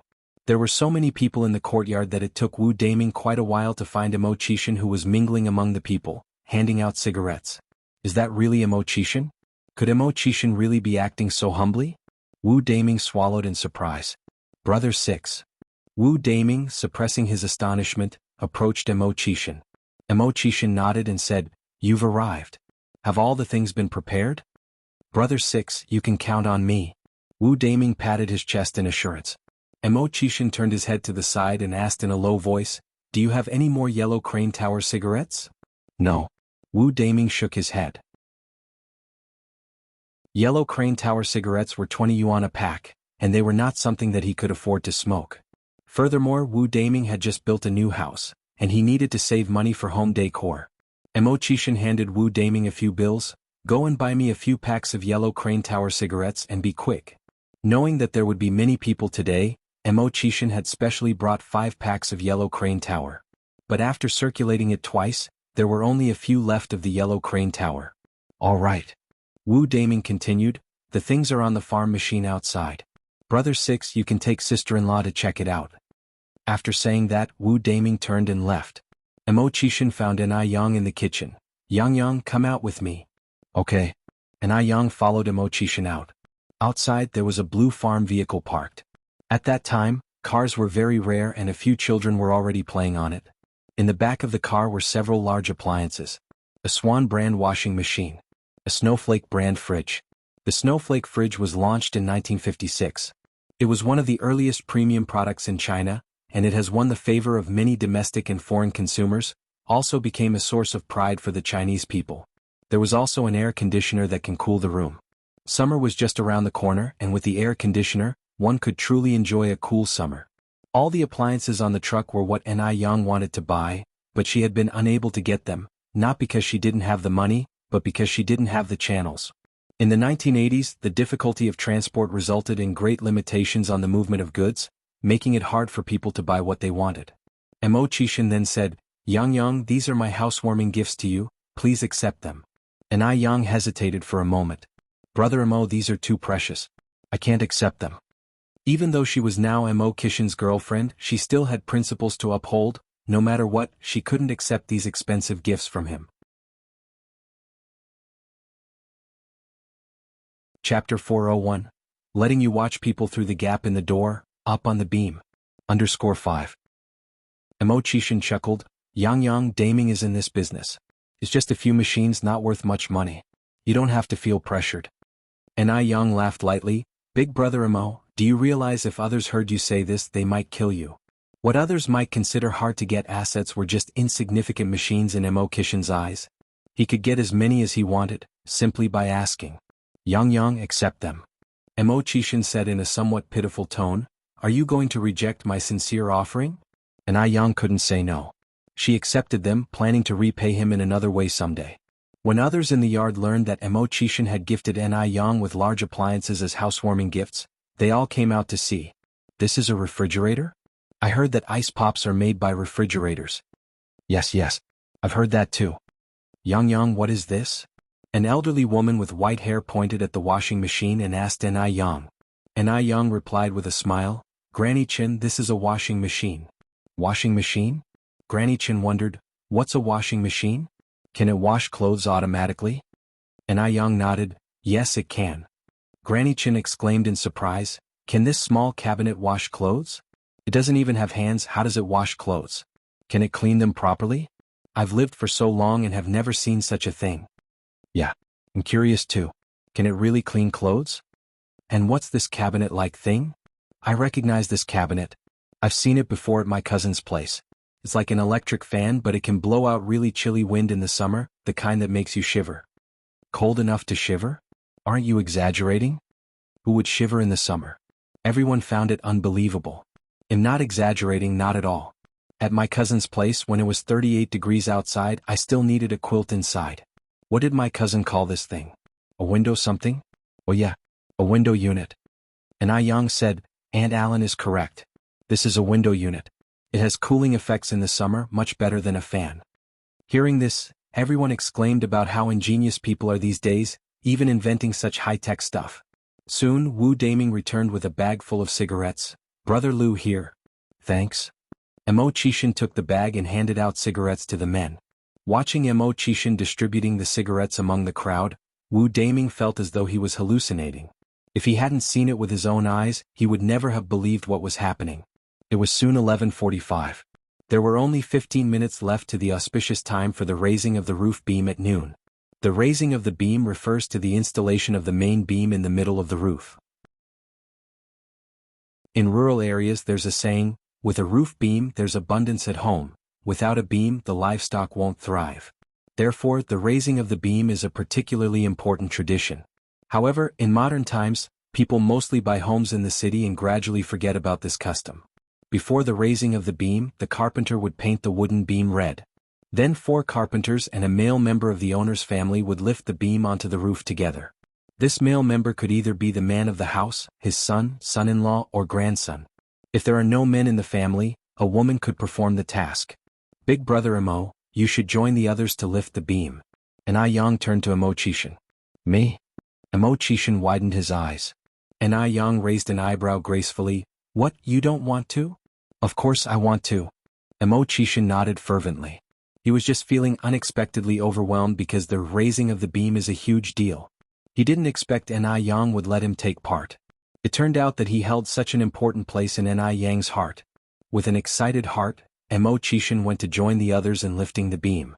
As a series of noises sounded out, the carpenter started his chant. Stairs step by step, holding a flower basket picking Immortal peach.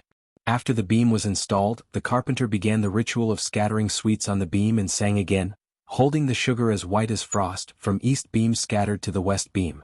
When scattered on the beam, blessed sons are born, the ends of the beams will produce scholars. Elders who pick it up will have blessings and longevity, the young who pick it up will have boys. Men who pick it up will be as strong as bulls, women who pick it up will be as beautiful as peonies. Chapter 402, allowing you to peek at people through the door gap, up on the beam. _6. The scattering part is what people look forward to the most. Just as the singing described, the carpenter began to throw candy, peanuts and other snacks from the roof. On the ground, adults, children, young, old, practically everyone was jostling together to grab candies. The scene was very lively. Yang prepared over 50 pounds of candy plus cookies, peanuts and the likes, weighing around 70 to 80 pounds. So, practically everyone was able to get some. During this era, a typical family would prepare 4 or 5 pounds of candy at most for a rafter-raising ceremony. There were none as generous as Yang. So everyone was extraordinarily happy while grabbing candies. Everyone could grab some. Even the old woman who was hard on her feet managed to grab a whole bag. After the rafter-raising ceremony ended, it was time to eat. The lunch was splendid, with large bowls of braised pork, succulent roasted lamb legs, and savory beef stew noodles. Moreover, Yang prepared a refined gift for every guest at the table regardless of age. Yang was no fool, Since everyone brought gifts, she couldn't let them leave empty-handed. The gifts were wrapped in a red handkerchief with a pack of cigarettes, 18 candies, and a red envelope with 5 yuan inside. After finishing their meal, everyone didn't just rush off. Instead, they stayed to help Enai Tsuehua wash the dishes and clean up. There were so many dishes. If left to Enai Tsuehua and Enai Yang alone, how long would it take them to tidy up? The more the merrier. In a little while, they had restored the courtyard to its original state, all neat and tidy. By evening, Enai Yang walked Mo Qixin home. "Brother Mo, you had a hard-working day." The setting sun draped the pair in golden light. The scene was as romantic as a TV drama. And Mo Qixin replied casually, "Not at all. Yang, I never knew before today that a house raising could be such a lively event." Mo Qixin had never participated in a rafter-raising ceremony before. It was a pleasant first experience. Enai Yang reached out and took Mo Qixin's hand. "Brother Mo, no matter what, I have to thank you for today." Mo Qixin tightened his grasp.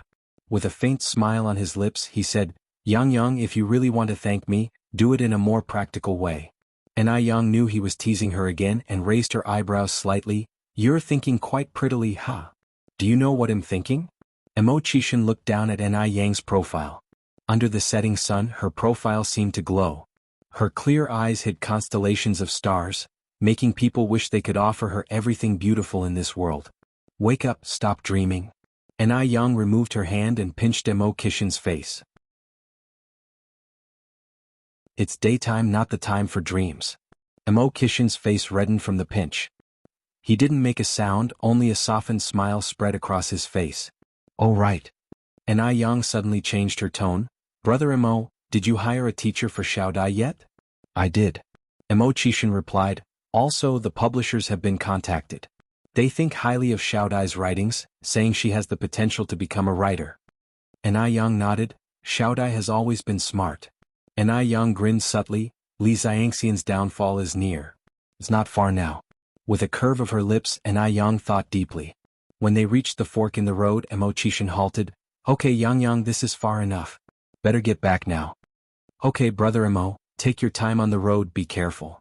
Enai Yang waved at Mo Qixin. After bidding Mo Qixin goodbye, Enai Yang headed back, kicking at gravel along the road as she walked, lost in thoughts. Over at Li Xianxian's. Since her last visit to the Mo family, Li Xianxian's mood hadn't been good. Even though she was now Baichuan's girlfriend, the old Mr. and Mrs. Mo were not as enthusiastic as before. Moreover, the couple Mo Rongping and Xiao Jiao didn't seem fond of her. Otherwise, during the banquet, Mo Rongping and Xiao Jiao wouldn't have made her feel uncomfortable in public. What should she do now? Li Xianxian sat at the desk, her expression filled with worries. Even if she were a famous writer without being able to marry into the Mo family, it would all be in vain. Becoming a famous writer could only add luster to her. After all, she was limited in the amount of work she could remember. It seemed she had to find a solution once and for all. Li Xianxian squinted her eyes, and a cunning idea quickly flashed through her mind. Maybe she could advance through her child. A rich family like the Mo family would certainly value their descendants, and since Baichuan is the eldest son and grandson in the family, if she were to carry Baichuan's child, the Mo family would surely welcome her with open arms. Then she could become a truly prestigious figure. Baichuan is a responsible man. Enai Yang is confident that as long as there's a child, Baichuan would be devoted to her and wouldn't think about that scoundrel Enai Yang. Yes, she must have a child. With this thought, a smug smile crept onto Li Xianxian's face. She picked up her purse, went to the pharmacy, but the first pharmacy didn't have what she wanted, so she went to the second, the third, and finally found what she wanted in the fifth. Today was the day to receive the test scores. Enai Yang went to the city on her bike early in the morning. Because it was early, the streets were not crowded. Suddenly, a child ran onto the road. Enai Yang's heart skipped a beat and she quickly hit the brakes. Screech! A harsh braking sound resonated. The child seemed stunned. His face turned white in an instant, and he looked like he had forgotten how to react. "Hey kiddo, are you okay?" Enai Yang quickly stabilized her bike, got off and approached the child. "I'm all right." The surprised child shook his head weakly.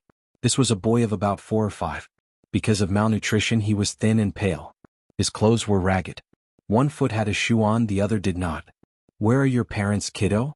Enai Yang asked next.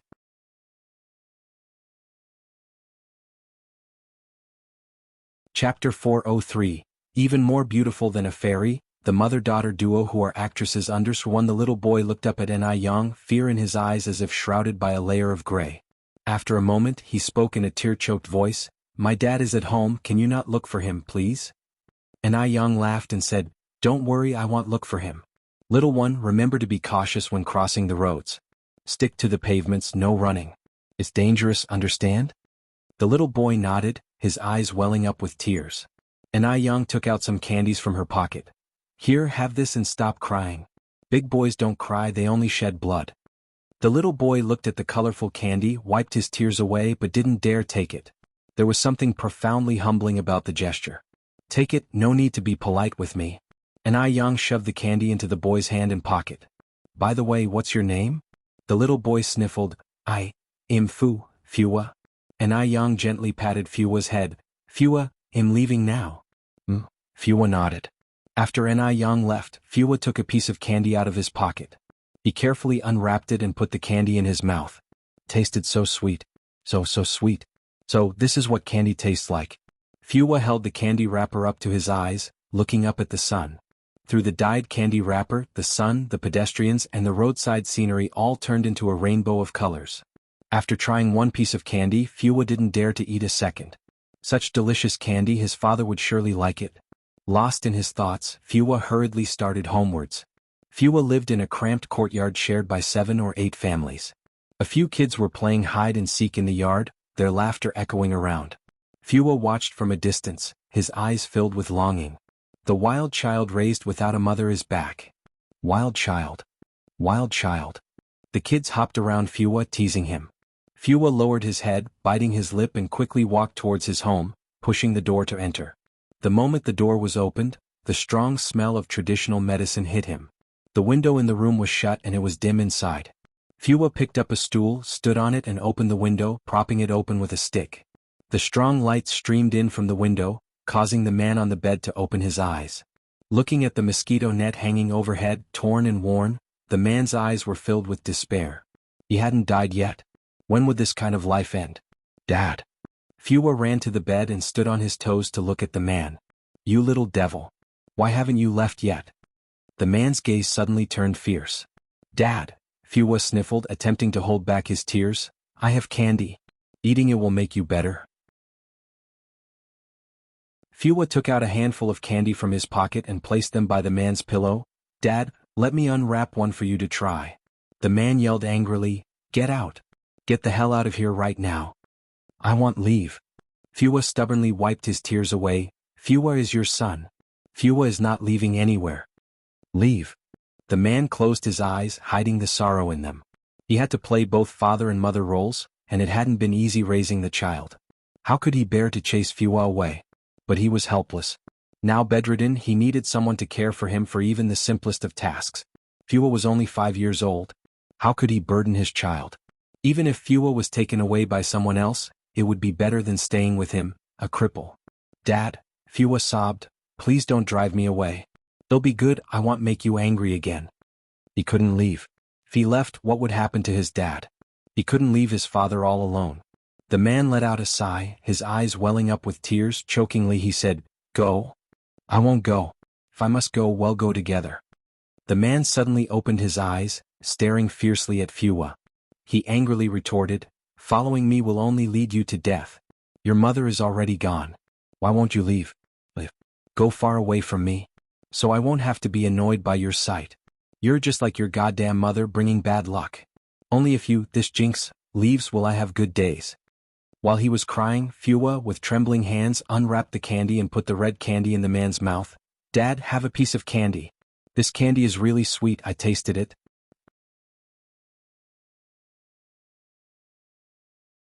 Chapter 404. Better looking than a fairy, the mother-daughter duo who act _2. A hint of sweetness spread in his mouth, and the man suddenly began to sob quietly. How useless he was. Not only was he useless, but he had also harmed such a good child. Seeing that the man's emotions were slowly stabilizing, Fua cautiously asked, "Dad, can I stay now?" He didn't want a good life. He just wanted to stay with his father. As long as his father was there, home was there. Even if his father was lying in bed, he was the only pillar of support in his heart. "You're not leaving." The man forced out through his stiff throat, I won't chase you away anymore. Really? Fua immediately brightened up, feeling like the whole world had lit up. The man nodded. Fua extended a small pinky finger towards the man. Dad, let's make a pinky promise. The man also extended his hand to Fua. As the father and son held finger to finger, the man asked, Fua, where did you get this candy? Fua said, Dad, this candy was given to me by a very beautiful sister. She has a very pleasant voice, just like Mom in my dreams. Fua had never seen his mother, but in his imagination, his mother was supposed to be a very gentle person. Really? The man looked at Fua. Fua nodded. The man went on to say, Fua, do you remember what your father told you? Fua replied, stealing an egg won't fill you up, but a bad reputation lasts a lifetime. The man continued, Fua, remember no matter when we can't do anything illegal. If you do wrong things too often you will face retribution. He couldn't let his son follow his old path. Fua nodded obediently, I know, Dad. I want to rest. Fua, you go out to play. The man closed his eyes. Fua picked up the worn-out medicine jar next to the bed. I'm going to boil the medicine. Wait. The man reopened his eyes. Dad, what's wrong? Fua looked back. The man continued, take the candy with you. Fua laughed and said, Dad, I don't like sweets. He wasn't fooling anyone. He just wanted to leave the sweets for his handicapped father. The man closed his eyes in pain. How could such a sensible child have such a useless father? Take it now. The man's expression suddenly turned fierce, or you can get the hell out of here. Fua shivered in fear, quickly came over and put the candy into his pocket. Dad, don't be angry, don't chase me away. The man closed his eyes and began to sleep. Dad, remember to call me if you need anything. Fua quietly left the room and went to the open-air kitchen to boil the medicine. Looking at the 2 remaining packets of herbal medicine, Fua sighed. The medicine would only last for 2 more days. What to do? While boiling the medicine, Fua grabbed a small handful of coarse rice from the bottom of the rice vat and put it on a broken tile to make porridge. In a short while, the porridge was ready. The strong smell of herbal medicine was mixed with the faint aroma of rice. Fua spooned all the cooked porridge into a big bowl, dipped his finger in the bowl, smeared some rice soup around his mouth and then carried the porridge into the room. Dad, it's time to eat. Fua spoke gently. Although the man's legs were paralyzed, his upper body and hands were still normal. He propped up his upper body to sit up. Why is there only 1 bowl? I have already eaten. Fua burped. I ate 2 large bowls of porridge. If you don't believe me, check my mouth. There was indeed some rice soup around Fua's mouth. Only then did the man feel relieved and started to eat his porridge. Dad, I'll go out now. Fua went outside, scooped up a large spoonful of cold water from the vat, and drank it all at once. Drink more water, eat a piece of candy and you won't feel hungry. And Yang rode her bicycle to school. Today was the day the transfer student grades were released, so the campus was crowded with people. From a distance, Han Xiaoyu saw Yang, who stood out from the crowd. She rushed over, Yang. Yang. Xiaoyu. Yang gave a slight smile. Congratulations, Yang. For what? Yang looked at Han Xiaoyu with confusion.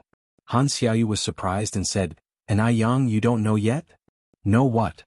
Yang was even more puzzled. First place. Han Xiaoyu excitedly said, you got the first place.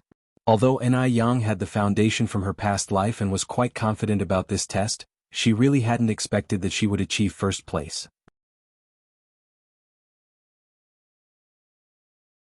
Chapter 405. Better looking than a fairy, the mother-daughter duo who act _3. After all, when this newcomer is examined, it's not like there's a shortage of students with excellent academic performance. Really? Of course it's true. Han Xiaoyu continued, would I joke about something like this? Come on, let me take you to see. Han Xiaoyu took Yang to the bulletin board where the rankings were posted. A crowd of people stood in front of the board checking their scores. Excuse me, coming through. Han Xiaoyu managed to squeeze Yang into the crowd and pointed at the red list. Yang, look at this. Yang? When the people around heard this, they all turned to look at Yang. Could this Yang be the one ranked first? Then what Han Xiaoyu said next confirmed everyone's speculation. Yang, I told you that you are first. You're incredibly amazing. You scored full marks in math, English and history. The list posted not only the rankings but individual subject scores as well. Out of a total of 650 points, Ni Yang had scored a high 645 points. That was 80 points higher than the second rank. Surely this was a score good enough to crush all the other students in the school. Although it was somewhat expected for Ni Yang to get full marks in math, history, and political science, what was astonishing was that she scored full marks in English too. This was simply terrifying. Ni Yang responded with a smile, "I didn't expect to do this well either. By the way, Xiaoyu, you did pretty good too." Han Xiaoyu was ranked in the top 15, only 18 points behind the second rank, which was a fairly good achievement as well. Han Xiaoyu laughed and said, "Speaking of this, I have you to thank Ni Yang. If it hadn't been for Ni Yang's encouragement urging her not to be nervous that day, she wouldn't have scored so well. It must be said, meeting a good friend in life is truly important." Zhou Xuemei came to the board full of excitement. She did well this time and believed she could get a good result. Her results were indeed good, ranking 9th, placing before Han Xiaoyu. She didn't expect that the silly Han Xiaoyu would also rank 15th this time. Zhou Xuemei snorted softly. Her eyes shifted, and when she read the name at the top of the board, her expression changed instantly. Ni Yang was first? It must be a case of having the same name, right? How could that infuriating tramp Ni Yang possibly rank first? Right. It must be a case of having the same name. Just then Han Xiaoyu was walking towards her arm in arm with Ni Yang. Ni Yang. Zhou Xuemei spoke out to stop Ni Yang. Since it was a case of having the same name, there was nothing she needed to be afraid of. She hadn't forgotten the bet she had made with Ni Yang on the day of the exam. What is it? Ni Yang frowned slightly at this, also recalling the bet they made that day. Apologize to me. Zhou Xuemei crossed her arms and continued, "Not only should you apologize, but you should also admit that on that day you were pretending to know something you didn't, just to show off." Apologize? Han Xiaoyu burst into laughter. "Zhou Xuemei, you must be out of your mind. You're asking a person who got full marks in math to apologize. If anyone should apologize, it should be you to Ni Yang. Not only should you apologize, but you should also admit that you are jealous of Ni Yang." The students around them were not sure what was going on. Whispering to each other, those who understood the incident that day explained it to others. Hearing this, everyone seemed to get more excited. Apologize to her? Han Xiaoyu, you're the one who's crazy. Didn't you see my rank? I'm in the 8th place. What rank could Ni Yang possibly secure? Maybe she didn't even pass the newcomer examination. Because, other than the Ni Yang who topped the list, Zhou Xuemei did not find another Ni Yang. You're just 8th. Ni Yang is the first. Zhou Xuemei mocked. First? Han Xiaoyu, are you sure the Ni Yang who's first is the Ni Yang next to you? There are so many people with the same name. Like the Wang Chunhua ranked 7th and the Wang Chunhua ranked 46th. At these words, everyone nodded in agreement. Yes indeed. How did they forget about people having the same names? With so many taking the newcomer's exam, the occasional occurrence of 1 or 2 people having the same name was quite normal. Ni Yang was so gorgeous and she was even sleeping in the examination room. She just didn't seem like the sort who could come first. Seeing that everyone was supporting her, Zhou Xuemei felt even more chips in her favor at the moment. Ni Yang apologized. Once she finished speaking, Zhou Xuemei continued, "By the way, Ni Yang, I heard you're selling noodles out there. Look at you, a noodle seller. Instead of minding your real business and selling your noodles, why the heck would you take the newcomer's exam? Isn't that a waste of an examination spot?"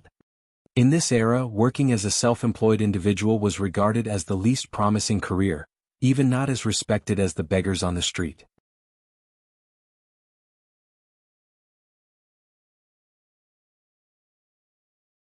There was no chance for the students to cheat. Before Zhao could say anything, Teacher Su indignantly reprimanded, "Zhou Xuemei, this is a character insult to Ni Yang and to all the teachers at our school. Ni Yang did indeed rank first, so I wonder whose work could she have copied. Apologize to Ni Yang immediately." Upon hearing this, Zhou Zuimai's face turned pale instantly. She had indeed spoken out of turn. Ni Yang was first, who else's work could she possibly have copied? Moreover, her words questioned not only Ni Yang but also offended all the teachers at 3rd Middle School. After all, the fact that cheating exists in an exam indicates negligence from teachers. If the exam questions were leaked, that would indicate a lack of professional ethics. The teachers at 3rd Middle School are notoriously strict. How could they possibly commit such acts that betray the public's trust? The gazes of those around subtly shifted.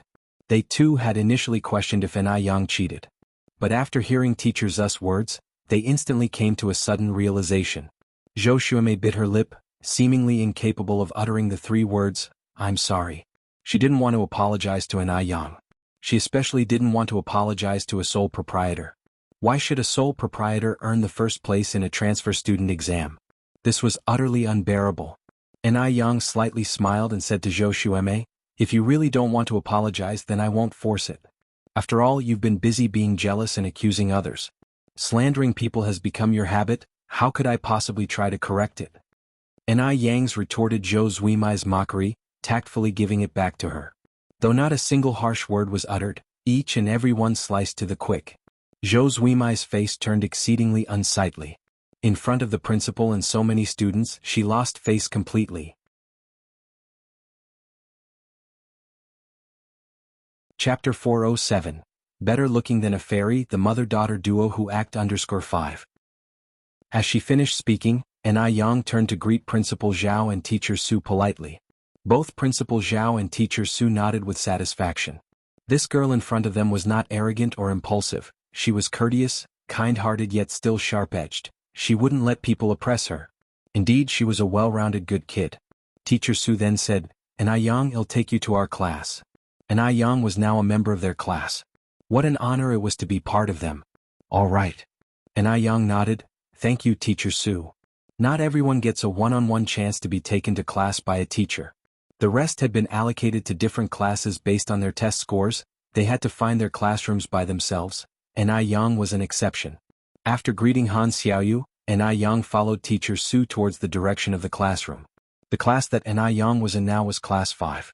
Class 5 had a total of 66 students. The whole room was incredibly crowded. In front of every desk there was a tall stack of books. The most eye-catching was the Huanggang exam paper. At this time, Huanggang exam papers were popular nationwide, comparable to the 5 years college entrance exam, 3 years simulation in the future. Everyone quiet down. Teacher Huang stepped onto the podium, tapping the ruler. The room instantly fell quiet, everyone turning to look at the podium. "Today, I want to introduce someone important to you. In the following time, she will advance and retreat with you and take the college entrance examination together. She is An Yang, who ranked first in our midterm exams. An Yang, please come in." Teacher Su looked towards the door. As he finished speaking, the faces of everyone in the class brightened up, and murmurs began to fill the room. "The first place too. That's amazing." Not only did she score an impressive 645 points, but she also got a perfect score in English. Her academic performance was so good. Wonder what she looks like in real life. Would she be very ugly? Under the expectant gaze of the crowd, An Yang walked in and gracefully stood on the podium. "Hello everyone, I'm An Yang, and I as the single person slang, and Yang is from the phrase, the sun on the blue field warms the jade and creates smoke." As she finished speaking, she picked up a piece of chalk from the podium and wrote 2 large characters on the blackboard. The handwritten words were beautiful, elegant yet casual, even better than the teacher's handwriting. Indeed, her handwriting was just like her. Murmurs of admiration came from the crowd. "My gosh, the new girl is too beautiful. Just like a fairy from heaven. Even prettier than Jianghu. Can Jianghu compare with a celestial fairy?" The celestial fairy was imagined by everyone, but An Yang really existed in reality. Everyone not only could see her but also become her classmates. The impact was completely different. As one of the main characters, Jianghu felt upset after hearing that, "You guys sound as if you've really seen a fairy." Before An Yang's arrival, she was the class flower of Class 5. Once An Yang was there, she instantly became an ordinary girl. How could she be happy about that? Moreover, Jianghu didn't think An Yang was much prettier than herself. "Jianghu, are you feeling sour?" Jianghu closed her Chinese book and turned to look at the boy speaking. "You think you've seen a fairy before?" "I haven't seen a fairy, but I know the new girl is much prettier than you." Jianghu sneered, "What's the use of being pretty? I heard she's just a peddler. After she goes to university, she'll be a university student. Before Zhu Yuanzhang became an emperor, he was just a beggar. What's the use of being a university student? She could even become a billion-dollar heiress in the future. At that time she would make everyone regret their actions today." Jianghu quietly clenched her fist. After a brief introduction, An Yang followed Teacher Su to his office. "Teacher Su, I want to discuss something with you."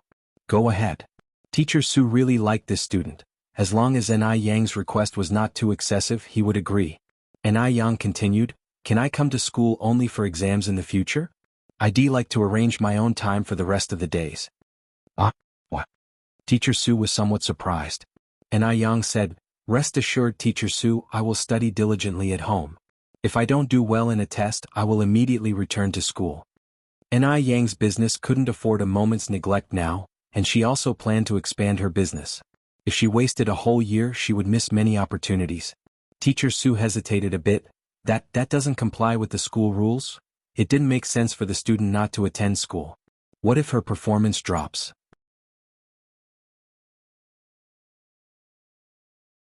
Chapter 408. Better looking than a fairy, the mother-daughter duo who act _6. And Yang smiled and said, rules are inflexible but people are adaptable. I promise I won't let my grades drop. After much persuasion, Teacher Su finally agreed. However, Teacher Su made Yang sign a pledge, stating that if her grades dropped, she would have to return to school immediately. Walking out of the office, Yang felt light on her feet, as if she had shed a heavy load from her shoulders. She was beautiful and she quickly caused a sensation on the campus. That's Yang. Is it the Yang who came in first? Yes. It's her. My God. She's both talented and beautiful. Li Wei stood in the crowd, listening to the murmurs around him and looked towards Yang. She was walking under a row of camphor trees, her silhouette as elegant as a fairy untouched by the mundane world. She came in first. Yang scored 645 points in the exam. Li Wei came third in his class in the last monthly exam, scoring only 588 points. Yang was a full 57 points ahead of him. It's as if she has already set foot in a top-tier university. Even prestigious overseas universities would invite Yang. Li Wei couldn't describe what he was feeling, he just felt extremely uncomfortable. Why hadn't Yang failed in her exam? If Yang had failed, he could have comforted her, but now he didn't even have the confidence to strike up a conversation. Li Wei glanced at Yang, and then turned in the opposite direction. From now on, he must study harder, hoping to achieve excellent results in the college entrance exam and become the top scholar in the city. He must be stronger than Yang. Since their last meeting, persuaded by Shangguan Dehui decided to spend some time getting to know Lin Feng. The two people arranged through the introducer to meet at a cafe tomorrow at 10 in the morning. After listening to the introducer, Lin Feng was overwhelmed with joy. Although she already knew that Shangguan Dehui had a good impression of her, she couldn't help being excited after hearing the definite answer from the introducer. That's the Shangguan family. The real wealthy family.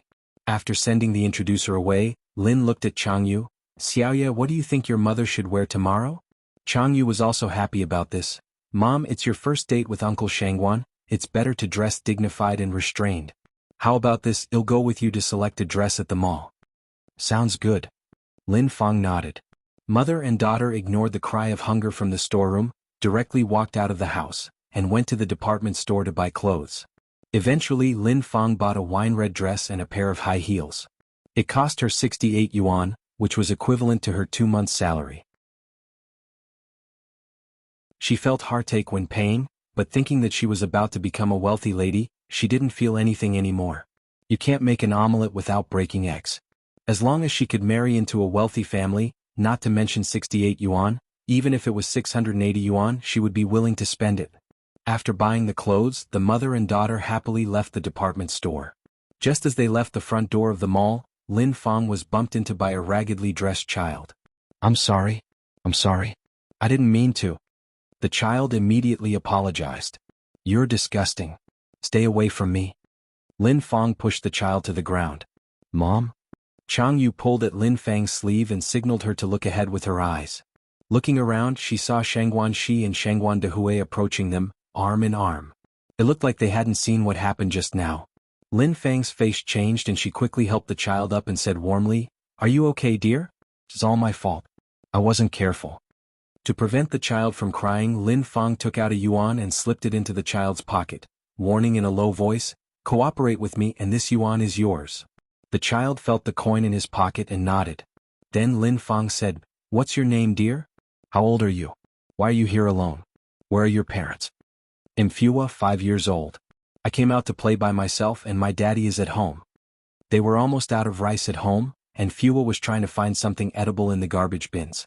Those who come to the mall to shop are wealthy people, and the food they can't finish will be thrown into the garbage bin. Fua had found a lot of delicious food in the garbage bin before. Fua, what a nice name. Lin Feng continued, your clothes are all torn. Would you like Auntie to buy you a new dress? Fua was considerate and said, thank you Auntie, my clothes are torn but they still can be worn. Jianghu laughed and said, Fua, you don't have to be polite with my mom. She is a very kind-hearted person. If she doesn't buy you a dress, she won't be able to sleep tonight. Lin Feng led Fua by the hand into the market. Come on, Auntie will buy you new clothes. After Lin Feng and Jianghu left, Shengguanxi and Shengguan Dehui came out from the corner. Shengguanxi said, Dad, you see Lin Auntie is a nice person, right? Shengguan Dehui nodded. She seems to be a good person, but I don't know whether she put on this performance on purpose for us to see. I always feel that her daughter Jianghu seemed to have noticed us. Shengguanxi laughed and said, Dad, you're overthinking. Lin Auntie is really a good person, how could she put on a show for you? Shengguan Dehui continued, maybe I'm overthinking. Shengguanxi held Shengguan Dehui's arm. Dad, tomorrow is your first date with Lin Auntie. You need to behave well. Shall I take you to the salon to get your hair done? All right. Shengguan Dehui nodded. The father and daughter head towards the salon nearby. When the father and daughter had entered the salon, Lin Feng and Jianghu came out of the back door of the mall with Fua. Lin Feng disgustedly let go of Fua's hand. Get lost. Don't let me see you again. You bring me bad luck. Fua was still in the same ragged clothes, tightly clenching the yuan in his pocket, and ran away quickly. At that time rice was sold at 2 cents per pound. With 1 yuan you could buy 5 pounds of rice, which would feed him and his father for more than 10 days if there were only porridge. After buying 5 pounds of rice, Fua went to the vegetable market to pick up discarded vegetable leaves. Soon, Fua had collected half a bag of vegetable leaves. Looking at these vegetable leaves, Fua revealed a satisfied smile. He was fortunate today as he hadn't run into the grandma who usually picks up vegetable leaves too. Having so many leaves, adding to the porridge could last them half a month. Feeling more and more cheerful, Fua couldn't help taking out a candy from his pocket to reward himself.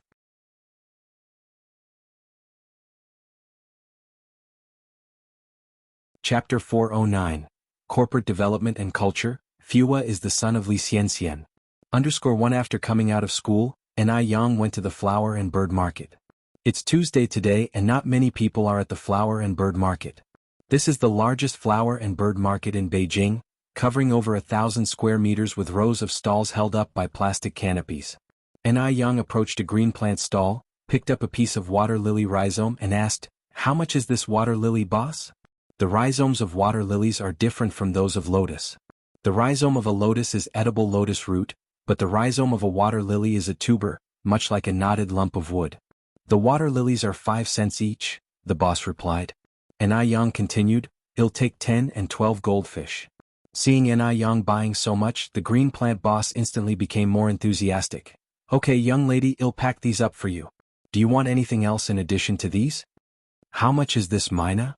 Yang noticed a bird cage hanging from the top of the canopy. Inside were 2 vivacious minas. Minas are very perceptive birds. Not only can they imitate the calls of other birds, they can also mimic simple human language. Moreover, minas can recognize their home and owner just like dogs, they're very loyal. The green plant boss continued, if you really want to buy a mina, I have a young one at home. You can't really take care of the adult ones like these. Can't really take care of is a colloquial term, meaning it can't be fed until it becomes familiar. Young lady, wait a moment for me, I'll fetch the young bird from inside for you to see. The green plant boss turned and went back inside. When he came back out, he was carrying a bird's nest with a young bird inside whose feathers haven't fully grown. The young bird looked a bit ugly, opening its mouth at the sight of people as if wanting to eat. The green plant boss picked up an insect from the side and fed it to the young bird's mouth. See, this kind of young bird is easy to feed. Speaking of minas, it's indeed better to start feeding them from when they are young. Yang went on, how much is this young bird? This one is 5 yuan each, I'll throw in the nest for free. 5 yuan? At this time, a laborer's day wage is just 1 yuan. Does the boss really think she's a fool? Yang didn't say much and simply replied, I will take it for 1 yuan. The green plant boss laughed, young lady, don't joke with me. I won't even be able to cover the cost if it's 1 yuan. Yang said, then forget it, I'll go look at other places. With that, Yang turned and walked away. The green plant boss had seen this tactic many times. He didn't believe Ni Yang would really leave. He had been in business for many years and could tell at a glance that Ni Yang liked the young bird. He believed that Ni Yang would come back in about 5 minutes. It was precisely because he was sure that Ni Yang liked this young bird so much that the green plant boss deliberately marked up the price. The green plant boss leisurely lit his air-cured tobacco, lay down in his deck chair waiting for Ni Yang to return. About 10 minutes later, the green plant boss saw Ni Yang's figure again. The green plant boss immediately brightened up, sitting up from the deck chair. Just as he was about to tease Ni Yang, he saw the water lily rhizomes and bird cage in her hands, and his smile froze on his face. Bought it already? Didn't Ni Yang really like that young bird just now? How did she buy from other shops so quickly? The green plant boss felt bitter in his heart for a moment. He wished he could turn back time and sell it to Ni Yang for 1 yuan. If he had sold it for 1 yuan, he could have at least earned 50 cents. With the water lilies and goldfish, he could have made around 1 yuan from this deal. Now, not only did he not make a single cent, but he was also left irritated. When Ni Yang got home, she first settled the young myna's nest on the osmanthus tree in the yard and then fed it a few worms. Then she took a pail and a shovel, ready to dig some river mud to plant the water lilies. It was early summer, the river was not very deep, so Ni Yang easily dug up a large pail of river mud. Besides the river mud, Ni Yang also picked a large rock, which can be placed in the pond for decoration. Sister Ni Yang will help you. A few children ran over from a distance. One of them took the rock and 2 others helped lift the pail. Xiaohua Penghu Guochang, thank you. The 3 boys laughed and said, Sister Ni Yang, no need to be polite. Ni Yang is now the most popular person among this group of children. She is pretty and her speaking voice is pleasant. All the children like her a lot.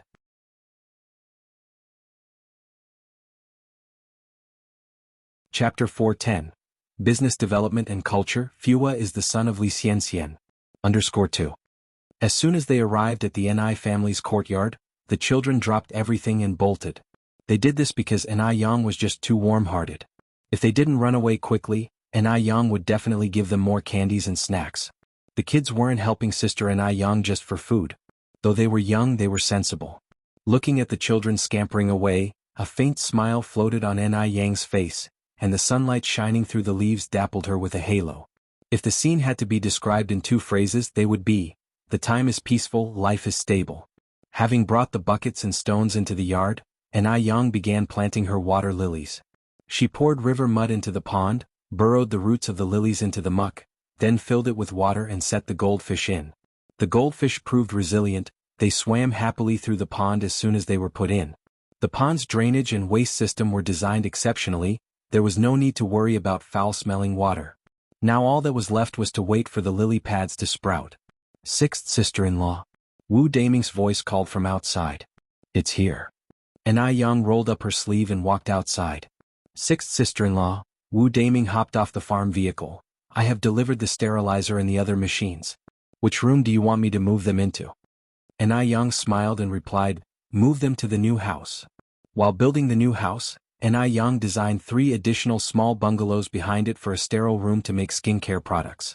If she was planning to expand her skincare product business, she must make it official so that her competitors would have no grounds for criticism. The market was a battlefield, and with the experience from her past life, Ni Yang would not let down her guard. All right. Wu Daming turned to look at the agricultural vehicle. You guys come down. 3 more people hopped off the farm vehicle. Now with Wu Daming, 4 people in total helped carry the machines into the house. The walls inside the bungalow were lime-washed and the floors were laid with tiles of the same color. The inside looked clean and tidy. There were a total of 3 sterilizers, 1 for each room. In addition to the sterilizers, Ni Yang had also requested 6 cream-making and mixing machines. Wu Daming was a very responsible person. Once he had placed the machines and made sure they were powered correctly, he said goodbye to Ni Yang. Wu Daming, wait a moment. Ni Yang called to him as he was about to leave. 6th sister-in-law, is there anything else you need? Wu Daming curiously asked. Ni Yang said, you forgot to collect the money. How much for the machines? Wu Daming had not expected Ni Yang to be willing to pay. After all, she was now officially with Mo Qishan. A normal person would take advantage of a little favor if they could. However, it seemed Ni Yang had no intention of taking advantage of him. Wu Daming hesitated for a moment then said, "Sixth sister-in-law, wait a moment. I'll check the account book in the car." "Okay." And Yang nodded. After a short while Wu Daming returned inside and said, "Sixth sister-in-law, the machines net to a total of 60,000 yuan. Though 60,000 yuan was no small sum, it was a fair price for all these imported machines. Transportation was not well developed at that time, and sometimes it took a lot of effort and connections just to buy the things one wanted." And Yang then said, "I don't have that much cash on hand right now. You give me an account number and I'll do a bank transfer for you tomorrow." "All right." Wu Daming nodded, took a piece of paper from his pocket, and wrote down an account number for Yang. Yang slips the note into her pocket. "The latest I'll wire you is tomorrow afternoon." Wu Daming chuckled then said, "I'm not in a hurry for the money. Wire it over whenever it is convenient for you. If there's nothing else, I'll leave now." "Hold on a moment." And Yang went back into the house. Wu Daming did as told and waited. Shortly after, Yang came out with a bag. She took out 4 small packages and handed them to Wu Daming and the workers behind him. "These are the sweets we bought for the housewarming a few days ago. It's a small token of my appreciation." Wu Daming gratefully accepted them and said, "You are too kind, sixth sister-in-law. It's just a bag of candies." Wu Daming turned to the 3 workers behind him and said, "Why don't you thank sixth sister-in-law?" "Thank you, sixth sister-in-law." The 3 men voiced their thanks in unison.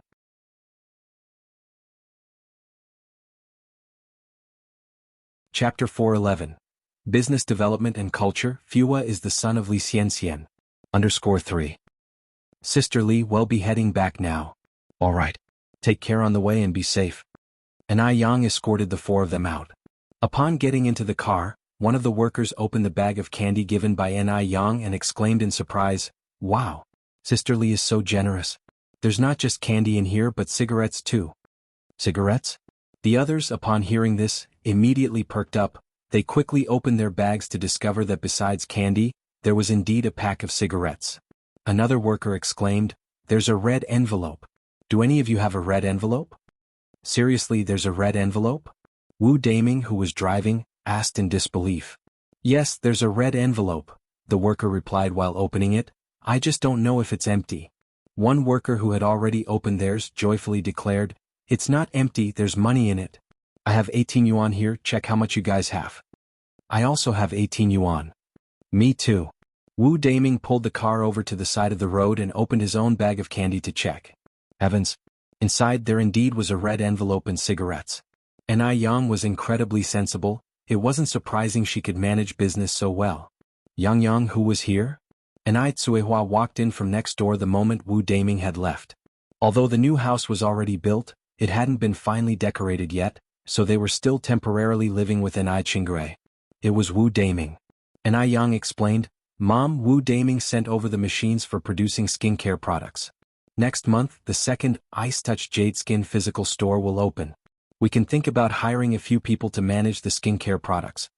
Although Ice Touch Jade Skin only had one physical store, they were overwhelmed with orders, needing temporary workers for at least 15 days of the month. Once the branch store opened next month, they'd undoubtedly be even busier. Plus, Yang was planning to introduce a new product, face masks. Yang Shulin had already sent over the mask samples last month.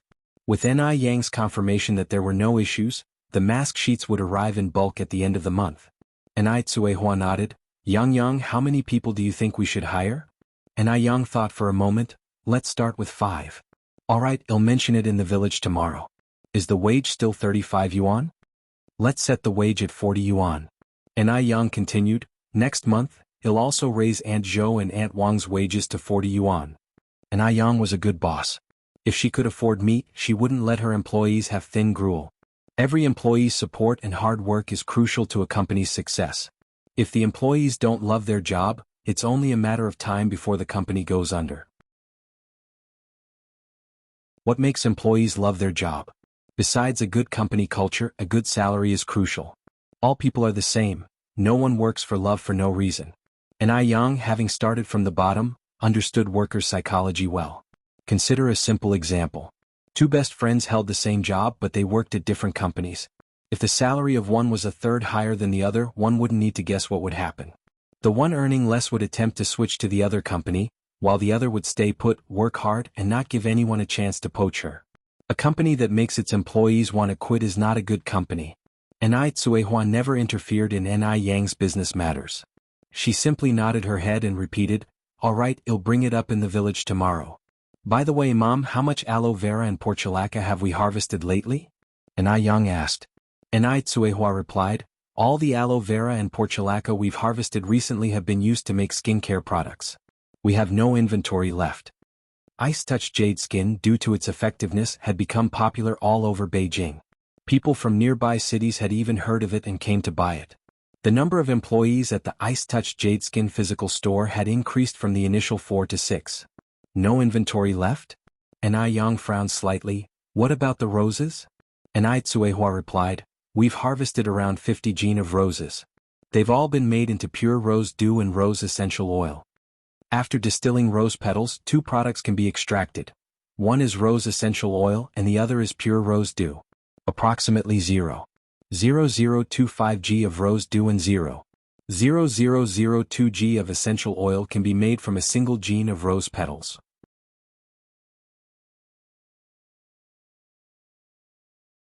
Chapter 412. Business Development and Culture. Fua is the son of Li Xianxia. _4.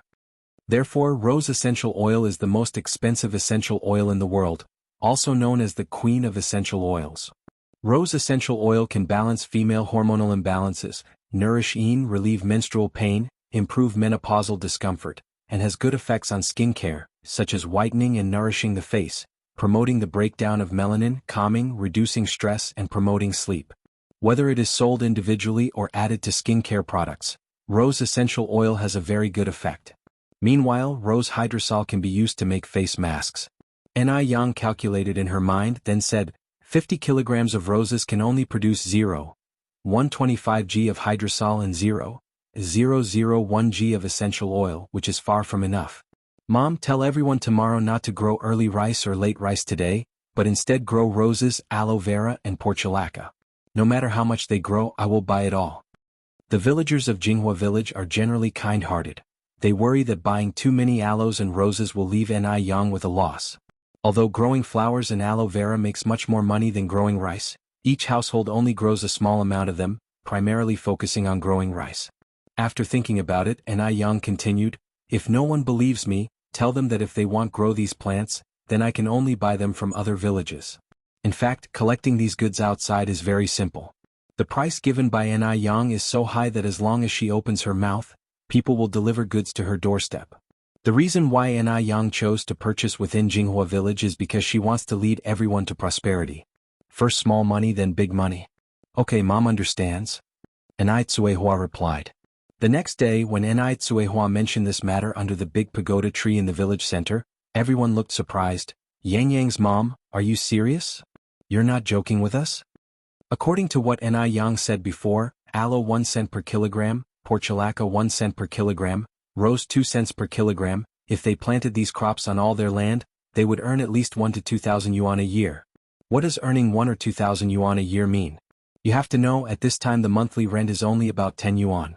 Ordinary farmers can earn at most 1 or 200 yuan a year by farming. This is no different from getting rich overnight. Nai Tsuehua said very seriously, "What's there to joke about such a thing?" This is exactly what Yang said, and she also said that if you all don't grow these crops, she can only go to other villages to buy them. How can they let other villages take advantage of such a good opportunity? Plant, we will plant when we go back.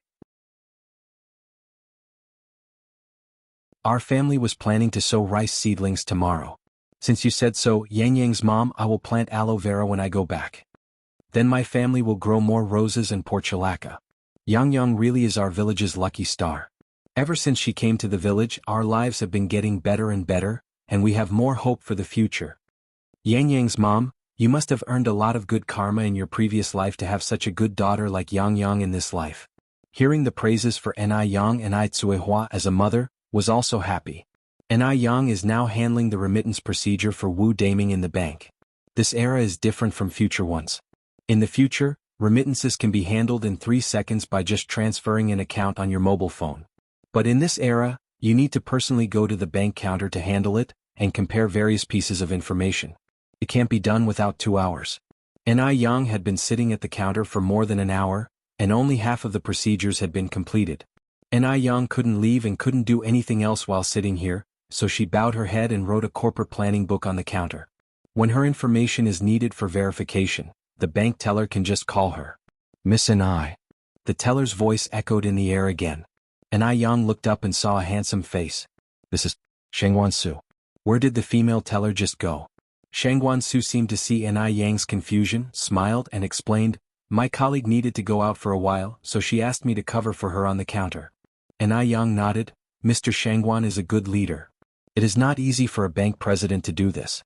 Xianxia modestly said, I'm just a nominal leader. By the way, is the recipient called Wu Daming? Is the residential address at 399 Shihai Road? Yes. Direct remittance of 60,000 yuan? Xianxia asked again. Yes. Yang nodded.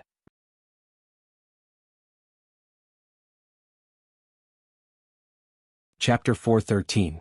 Business Development and Culture. Fua is the son of Li Xianxian. _5. There are 2 remittance forms in total.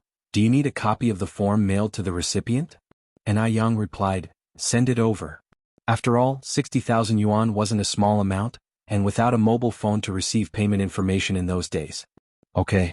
Xianxia gave the remittance form. Sign here. Yang took up the pen and swiftly signed her name. Her signature retained the style from her previous life, with a hint of cursive script, but she wouldn't make it difficult for people to recognize. Xianxia took the signed remittance form, and a look of admiration appeared in his eyes. The handwriting was simply too beautiful. It didn't seem like it came from the hand of a girl. Instead, it seemed like it was written by a boy, exuding an air of grandeur. During those days, women received a lower level of education on average. Most people who came to the bank would choose to use a thumbprint for identification, and some people's handwriting was crooked even when they wrote their own names. People like Yang were really too rare. No doubt Yang really surprised him. Xianxia tore off the duplicated remittance form and handed it to Yang. Miss the money has been remitted. The recipient will receive it within 2 working days. We will be mailing the other copy of the remittance form later this evening. Okay, thank you. Yang expressed her gratitude politely.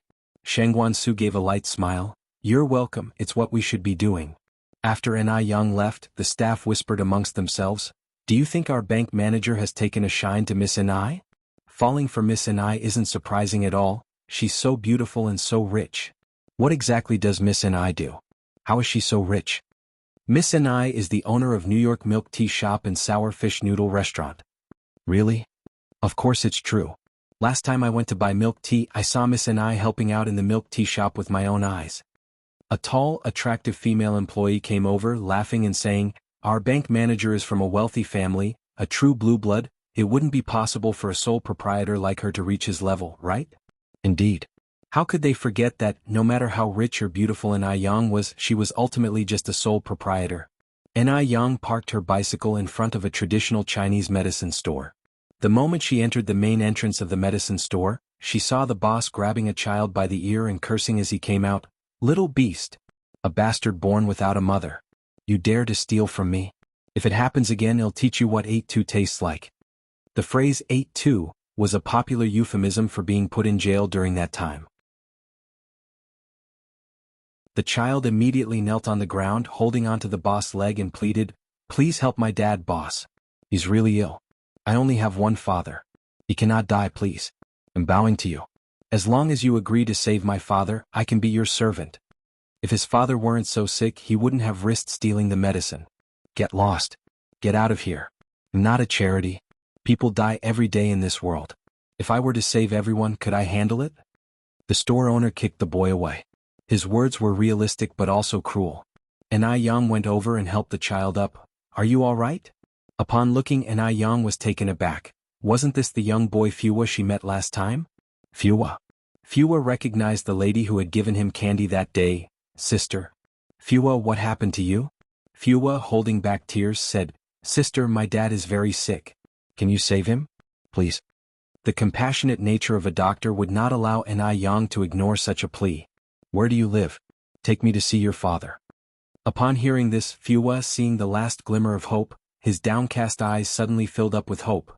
Sister, my home is at 15 Walt Road. And I Yang followed by asking, "Can you tell me what condition your father is in now?" Although Fua was young, he was able to describe his father's condition simply. And I Yang preliminarily discerned that it was an infection caused by a leg injury. She entered the medicine store to buy some emergency aid medicine, then rode her bike together with Fua back to his home. It was still the same crowded courtyard.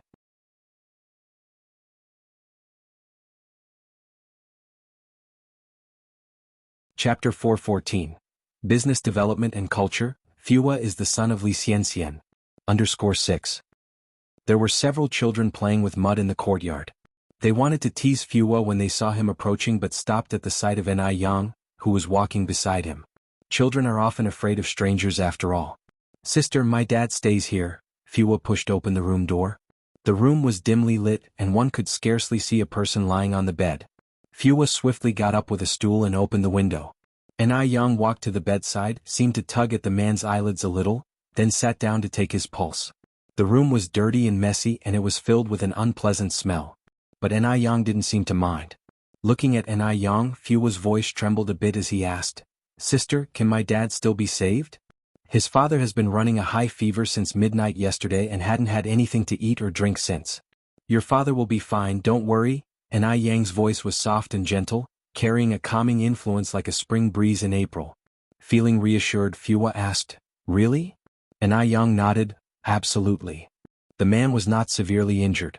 His legs were initially paralyzed from a fracture, but this condition became progressively worse due to lack of prompt treatment and eventually led to a coma. Another reason was the environment. Living conditions here were very poor. The bedding was moldy and the furniture was covered with dust. Such conditions were conducive to bacterial growth. Nai Yang gave the man a pill to reduce his fever and inflammation, then said, "Fua, can you wait for me here? I'm going out for a while." "Okay," Fua nodded. About half an hour later, Nai Yang returned with a brand new bedsheet and a bag of herbal medicine. 5 minutes later, 2 middle-aged women arrived as well. The sudden arrival of strangers made Fua a bit nervous. Nai Yang explained, "Don't be scared, Fua. These two aunties are here to help clean up." The two women were diligent. After greeting Nai Yang, they began to clean. Nai Yang then asked, "Fua, could you heat a bath for me?" "Sure," Fua nodded, "I'm on it." Helping out made Fua very happy. Shortly after, Fua came back in and said, "Sister, your bath water is ready." Nai Yang removed a bag of herbal medicine and handed it to Fua. "Fua, pour this bag of herbal medicine into the bath." "All right," Fua took it. After a while, 2 robust men came in from outside. "Is Comrade Nai Yang here?" "I'm here," Nai Yang, who was giving the man an injection, responded. The 2 robust men walked into the room hesitating. "Comrade Nai Yang, are we to bathe this fellow?" Nai Yang nodded, "Yes." The men looked a bit uneasy. The man on the bed was just too dirty. No words were more apt than dirty and stinky to describe the situation. Nai Yang followed up, "Don't worry, you two. They'll pay double." The man was indeed very dirty, and if they didn't give him a good bath, it would affect his recovery from the illness. Once Nai Yang decided to lend a hand, she would follow it through to the end. Upon hearing her words, the men immediately replied, "Comrade Nai Yang, rest assured, leave it to us. Double pay, only a fool would refuse such an offer." Smiling, Nai Yang thanked them, "I appreciate your help." The 2 men lifted the man on the bed. "May I know where the bathing place is?" "It's over here, please follow me, uncles," Fua immediately responded. Fua was not stupid, he of course knew that Sister Nai Yang was helping them. The 2 rugged men carried the man to take a bath while Nai Yang helped to tidy up the room. In no time the room was renovated. Nai Yang picked up a few magnolia flowers from outside and put them by the windowsill, filling the air with a gentle fragrance. Nai Yang settled the pay for the 2 middle-aged women. Both of them earned 2 yuan in total. They only worked for 2 hours. Considering the price level of this era, they profited quite a bit. When the 2 workers finished bathing, Nai Yang also paid them 1 yuan each. "Thank you, young comrade, please think of us if you need anything done in the future," they said. Nai Yang nodded, "Certainly." After bathing, the man laid on the fresh bedding. Fua asked, "Sister, when is my dad going to wake up?"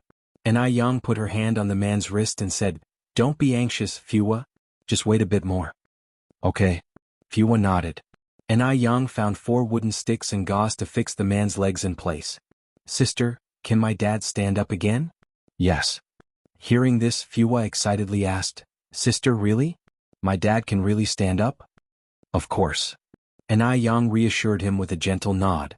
"Thank you, sister." "You're welcome." And Yang patted Fua's head. "Wait a minute, sister." Fua ran into the kitchen and picked out a shriveled, rotting apple from the cupboard. He had found this apple in the trash and had kept it, planning to give it to his dad for nourishment. He hadn't expected his dad to fall into a high fever that very afternoon. Now that his sister had saved his father, he thought the apple should be given to her. Fua tiptoed and carefully picked up the apple, peeled it with a kitchen knife, scooped out the rotten parts and then carried the apple back to the room.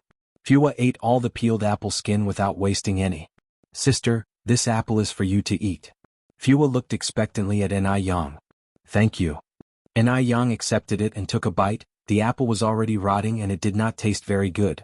But for Yang, all food was equal and she did not want to disappoint Fua, so she finished the whole apple. At that moment, the man on the bed began to stir. "Dad!" Fua excitedly ran over. "Fua!"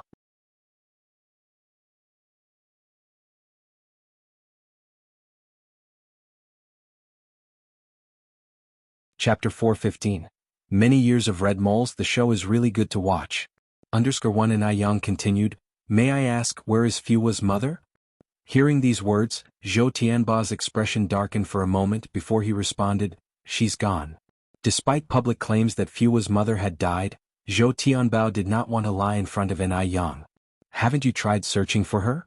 From this, Yang could preliminarily ascertain that Fua's mother was Xianxia. Zhou Tianbao replied, "The reason we came all the way to Beijing was that we heard she was here."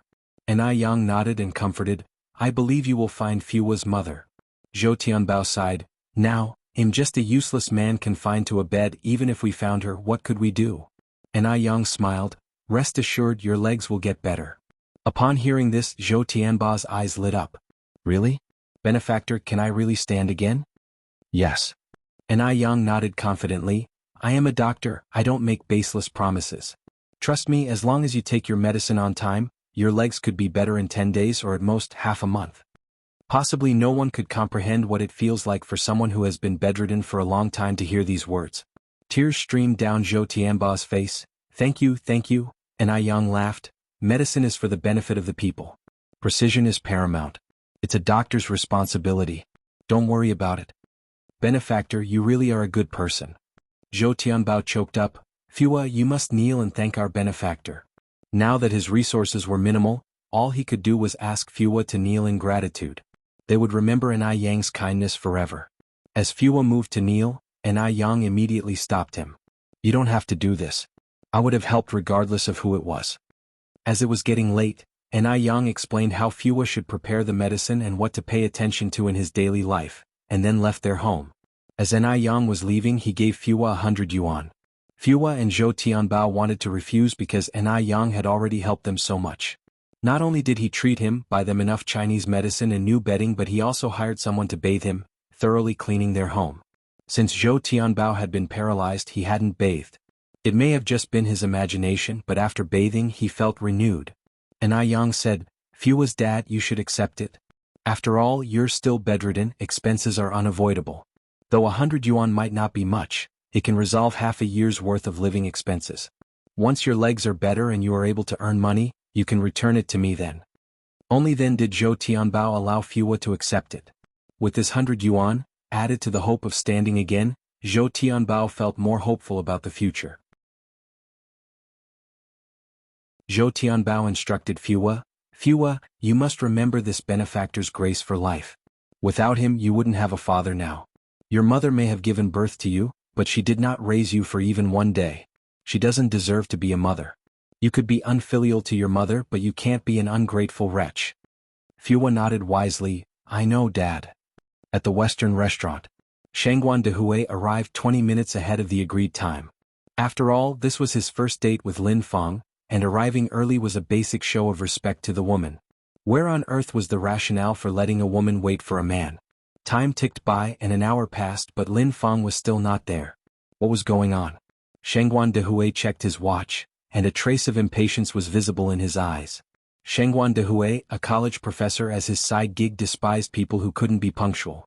Because simple actions can reflect a person's character. Punctual people are meticulous, while those with poor time management are lax, self-centered, and inconsiderate of others.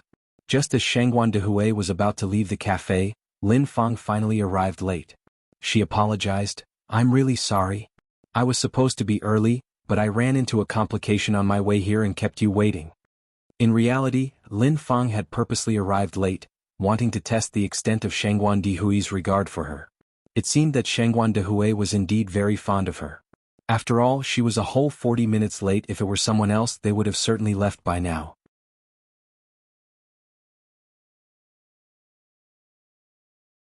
Chapter 416. A long-term cinnabar mole. The drama is really good to watch. _2. Shangguan Dehui wasn't an unreasonable man. Understanding that accidents happen, he wouldn't be unyielding. "What sort of accident is it? Is everyone okay?" Lin Feng replied, "Everyone is fine, it's just delayed some time. I truly apologize." "As long as everyone is fine." Shangguan Dehui handed the menu to Lin Feng. "What do you fancy eating?" Accepting the menu, Lin Feng browsed it and said, "I would like a filet mignon done medium rare and a fruit salad." "I will have the same as you," said Shangguan Dehui, who was not particular about Western food as he preferred Chinese cuisine. Lin Feng, who had done ample homework before coming and even researched on Shangguan Dehui's hobbies, thus brought up something of his interest. "I don't really have any specific hobbies during my free time. Besides taking care of my plants and feeding the birds, my major interest is rock climbing." A sparkle appeared in Shangguan Dehui's eyes as he laughed. "I also enjoy rock climbing. Do you prefer indoor or outdoor climbing?" The most crucial thing for two people to live together is to share common interests, compatible values, and ideally same hobbies. Seeing Shangguan Dehui's reaction, Lin Feng knew her words didn't miss the mark. "Both are fine for me. But outdoor climbing is more dangerous. I rarely go alone." Shangguan Dehui nodded. "That's thoughtful of you. Outdoor climbing is indeed riskier. We could go together sometime." "Sure," Lin Feng readily agreed, "as long as you wouldn't mind me being a little clumsy." How could that be possible? Because of Lin Feng's clear attempt to concede and please, their conversation was rather smooth and pleasant. Having paid the bill, Shangguan Dehui asked, "Do you mind if we pack this?" Shangguan Dehui was taken aback. Lin Feng explained, "We live in a place where there are many stray cats that no one wants. Seeing so much of the steak left untouched, it seems a terrible waste to just dispose of it." She was truly a kind person. Commending her inwardly, Shangguan Dehui immediately summoned the waiter to pack the leftovers. "Is this enough steak? If not, I can order another serving to be packed." Lin Feng said, "This is enough. If it's not, I can cook some rice back home. No need to order more. It's a bit of a waste to throw leftovers. Food does not come easy, and we should all hold a profound respect for it." Hearing her words, Shangguan Dehui gave a more approving nod. It seemed that Lin Feng was way more virtuous and good-natured beyond his imagination. Her like was hard to come by, and to meet her was indeed his fortune. People of this era were generally more innocent. Marriages were rarely practiced after a relationship of a year or two. Most people got married after a few months of knowing each other. Shangguan Dehui believed that Lin Feng was his ideal partner. At his age, Shangguan Dehui had long given up faith in love. He simply wished to find a woman who could live with him, as long as he had a companion for the future days. The waiter handed the packed steaks to Shangguan Dehui. Accepting them, Shangguan Dehui thanked him. The two of them stepped out of the restaurant together. Shangguan Dehui then said, "Miss Lin, where do you live? I could drop you home." Lin Feng said, somewhat embarrassed, "Wouldn't that be too much trouble? Just a simple press on the accelerator, it won't be a bother." Lin Feng nodded in agreement. Shangguan Dehui's car was an imported model, fitted with genuine leather seats. As Lin Feng sat in the passenger seat, she suppressed her inner exhilaration while discreetly observing all aspects of the car. Upon her previous research, a car like this would cost over 300,000 yuan. With her current monthly salary of 33 yuan, it would probably take her entire life to save up to that amount. Rich people were indeed rich. A simple tool for transportation was a luxury beyond reach for ordinary households. Knowing that she was soon to marry Shangguan Dehui and enjoy all of this, Lin Feng again tried to control her excitement. Noticing that Lin Feng's face was growing a little red, Shangguan Dehui asked with concern, "Is the air in the car a bit stuffy? Shall I open the car window?" Lin Feng nodded, "It's kind of stuffy." Shangguan Dehui rolled down the car windows. The car drove along the highway and soon arrived at Lin Feng's home. As Lin Fang got out of the car, she said with restraint, "My house is quite messy, I better not ask you to come in." From this, Shangguan Dehui perceived her as a reserved and conservative person who cared much about her image. He gently nodded, "Then I'll be on my way."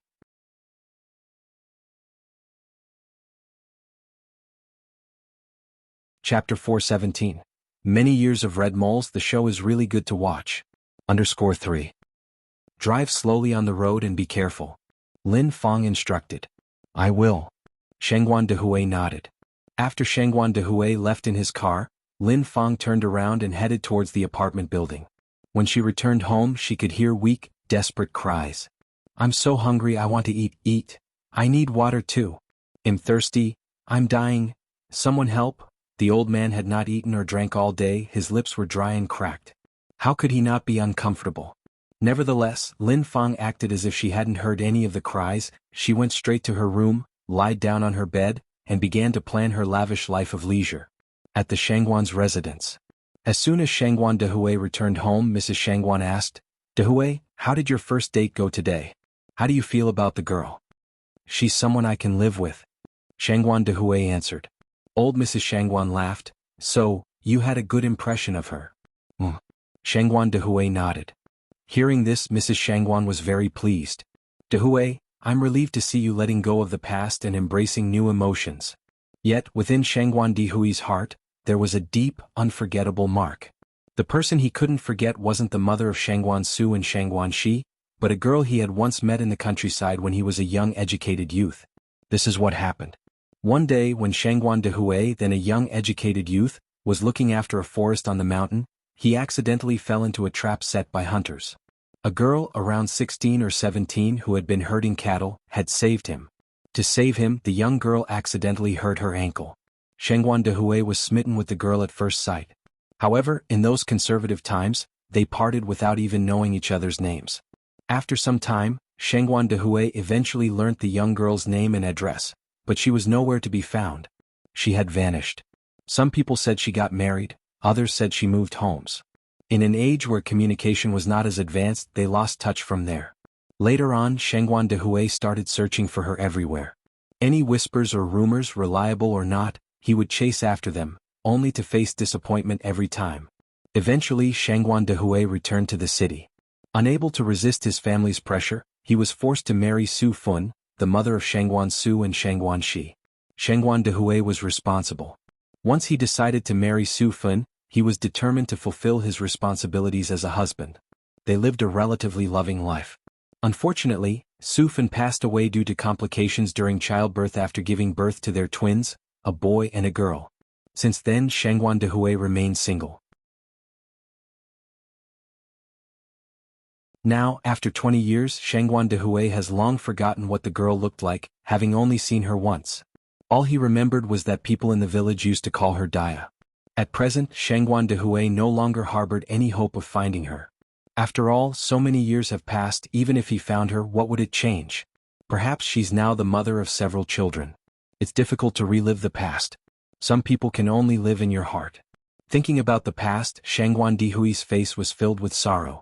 He turned around and went to his study on the 3rd floor, starting to practice calligraphy to calm himself. Ni Yen was riding her bicycle in the twilight of the setting sun. The breeze blew gently, stirring her long hair into a disheveled beauty. A black jeep slowly passed her by. The man in the driver's seat glanced at her. His usually calm eyes were suddenly agitated, as if a stone had been thrown into a still lake. Ripples instantly formed. "It's her again. Ni Yen." Mo Baichuan slowly withdrew his gaze. Ni Yen always said she isn't interested in him. If that were truly the case, would she appear before him time and again? This woman, the mask she wears is too thick. Mo Baichuan's mouth curved into a mocking smile. He turned the steering wheel and drove towards Li Xianxian's dormitory. It was about time to give Ni Yen a bit of a shock. Ni Yen is someone who needs a good shaking. Mo Baichuan's hand on the steering wheel tightened unconsciously, his knuckles turning white, veins bulging. Ni Yen didn't go home immediately. Instead, she stopped at the vegetable market to buy groceries and flour. Upon returning home, she ran into Gooden playing with little Ni Yun. Little Ni Yun was growing more noticeably each day. Only 10 days ago he was still toddling unsurely, but now he was walking sturdily.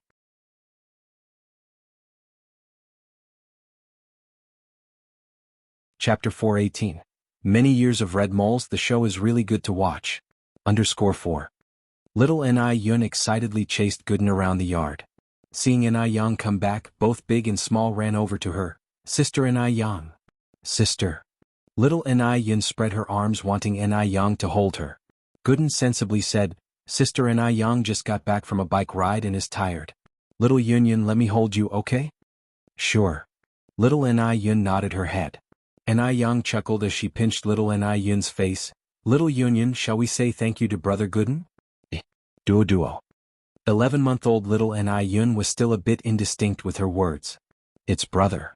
Ni Yang corrected. Duo.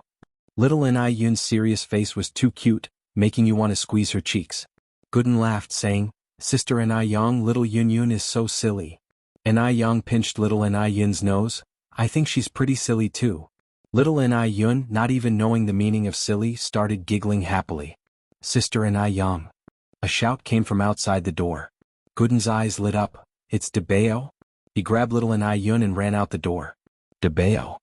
Gooden. The two brothers, separated by little Ni Yun, warmly embraced. Guobao is here. Ni Yang said as she came out of the door. Yang Guobao raised his face and corrected, Sister Ni Yang, how could you forget again? From now on you should call me Debeo. Ni Yang laughed. Yes, Debeo. You guys come in and sit, I'll get you something delicious to eat. Yang Guobao and Gooden followed Ni Yang into the house. Ni Yang went to her room, opened her cabinet to find all the candy and dried fruit were finished, leaving only a handful of damp sunflower seeds. No more food. She had been too busy with other things these past few days and had forgotten to stock up on snacks. Ni Yang went out to the yard and saw Yang Guobao and Gooden playing. An idea suddenly popped into her head. She asked, Debeo, Gooden, can you handle spicy food? We can. Yang Guobao and Gooden nodded. Ni Yang went on, you two keep little Yun Yun occupied in the yard, I'm going to make something delicious that you've never tasted before. A delicious treat they've never tasted before. Upon hearing this, Yang Guobao and Gooden's eyes lit up, they involuntarily swallowed hard. Ni Yang turned and went into the kitchen to work on it. First, she kneaded the flour into a dough and let it rise. Then she heated up a pot of rapeseed oil. When the oil was half hot, she added star anise, cassia bark, bay leaves, ginger, green onions, etc. and let it fry over low heat for about 10 minutes. Soon the air was filled with an enticing aroma. After 10 minutes, she added onions and cilantro and continued frying. 5 minutes later, she turned off the heat, covered the pot, and let it sit for another 5 minutes. Then she picked out all the spices, onions and cilantro. Next, she drizzled the well-prepared fragrant oil on chili powder, added cumin powder, 13 spices, MSG, etc. and a bowl of spicy yet aromatic oil chili sauce was ready. After the chili oil was prepared, Ni Yang began to roll the risen dough into a thin pancake shape, then cut it into strips with a knife, steamed them in a pot, then lightly fried the dough strips in the pan, finally soaking the strips in the chili oil for half an hour. After half an hour, a spicy and delicious serving of spicy strips was ready. Right. The delicacy Ni Yang made was spicy strips. Spicy strips were a snack that appeared in 1998 and completely swept the globe in 2000, with various brands competing to put it on the market. The Weilong spicy strips were the most famous, and could be considered as the original spicy strips brand. Tang Priest meat was also a popular brand of spicy strips. Ni Yang placed the prepared spicy strips onto the table. Gooden, Debeo, come and try. We're coming. Gooden and Debeo quickly ran over. Gooden picked up a strip and took a bite. The spicy strip was numbing, spicy and even slightly sweet. It had a pleasant chewy texture and every bite was filled with flavor. It was addictive. The more you ate, the more you wanted. Delicious. It was so delicious. Sister Ni Yang, what is this? Why is it so delicious? Yang Guobao licked every bit of the red oil off his fingers, then licked each finger individually. Gooden was so excited that he couldn't even speak, eating with his mouth full of oil. Ni Yang laughed. This is called a spicy strip. Spicy strip. Yang Guobao continued, Sister Ni Yang, how is this made? I've never tasted something so delicious in my life.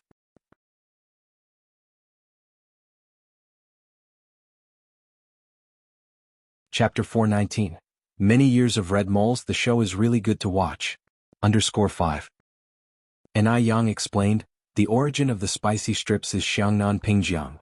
I saw the method of making it from a tree and then learned it. Yang Guobao nodded. Sister Yang, you are truly amazing. After swallowing the spicy strips in his mouth in one breath, Gooden shouted out, "Long live Sister Yang." Yang laughed, "I've made a lot of spicy strips, you guys can invite the other kids in the village to come and eat together." "Alright. Well, go invite them now." Gooden and Yang Guobao were very eager to share these delicious snacks with everyone else. In no time they returned with more than a dozen children in tow. Yang had made 5 big plates of spicy strips, and the children devoured them all. As a result, the already amazing Sister Yang became even more amazing in the eyes of these children. By the time they finished the spicy strips, it was already evening, and Yang began to prepare dinner. Dinner was still made up of 4 dishes and a soup, focusing on dietary fiber and breast enhancement. The next day, Yang took Tsuehua to the city to try Japanese food. At this time there were already 3 Japanese restaurants in the city, but Yang took Tsuehua to the largest one in the downtown area. This Japanese restaurant was doing quite well, it had a total of 3 floors, and the decor was very classic and romantic, making it a perfect date spot. Yang ordered dishes such as sea urchin mixed with jellyfish, salmon sashimi, grilled eel, tempura, etc., and also ordered desserts and fruits. Little Yun was sitting on her baby chair, holding a slice of watermelon and nibbling away. The sashimi and sea urchin were raw. Tsuehua had never tried them before and was a bit put off. She frowned and said, "Yang, why do foreigners like to eat these unpalatable raw ingredients?" Yang laughed. "The traditional culture in our country believes that food should be minimally processed and eaten as naturally as possible. The best flavor is found when food is closest to its natural state. Although salmon sashimi and sea urchin are raw, the grilled eel, assorted ramen and tempura are all cooked. Try some, Mom." Yang put a piece of grilled eel into Quihua's bowl. Tsuehua tasted it and commented, "This grilled fish is quite delicious." Yang continued, "Although the sashimi is raw, the flavor isn't bad once you get used to it." Tsuehua asked, Yang, is it very expensive to eat here?" Yang laughed, "It's not too expensive." "How much is this meal?" Yang thought for a moment, then said, "Probably more than 300 yuan. Japanese restaurants in 1984 were not cheap, especially high-class ones." When Tsuehua heard that this meal cost more than 200 yuan, she tasted the salmon sashimi again, chewed carefully and said, "It feels like eating raw fatty meat, it's too greasy and slightly fishy, not tasty." She could also tell that the portions were very small. There were only 7 or 8 slices of fish in a plate, the rest was ice and shredded radish used as garnish. Yang picked up a piece of salmon. "You can't eat it like this, Mom. You have to dip it in soy sauce and wasabi." "This green thing is wasabi?" Tsuehua continued, "What is wasabi? I've never even heard of it before." Wasabi is a condiment, also known as wasabi root. It's a bit spicy and is great for getting rid of the fishy taste. Try it. Yang spoke as she placed a piece of salmon dipped in wasabi and soy sauce into Quihua's bowl. Tsuehua tasted it and nodded. The flavor does seem to have improved quite a bit since before. After speaking, Tsuehua asked again, "Won't there be parasites in this raw meat?" In the countryside, people were extremely hesitant to eat raw meat. If she hadn't witnessed the medium-rare steak at the Western restaurant earlier, Tsuehua would absolutely refuse to eat raw fish. Yang explained, "Mom, salmon live about 8,000 meters deep in the sea, so under normal circumstances there would be no parasites. Furthermore, before it is consumed, it is generally frozen at -30 degrees Celsius to kill any parasites, so even if there were any they would be dead. You don't have to worry." Oh. Tsuehua nodded, finally able to relax. Halfway through the meal, Yang excused herself to go to the washroom. On her way to the washroom, Yang came across a person she found very annoying. Mo Baichuan. Mo Baichuan was sitting at a dining table, leisurely eating his sashimi. As a scion of a wealthy family, his dining etiquette was very distinguished. Yang withdrew her gaze, not intending to greet him, and continued towards the washroom. You're tuning in to the Phantom Sword Chronicles YouTube channel. Don't forget to subscribe and join us on this journey to catch the most captivating stories.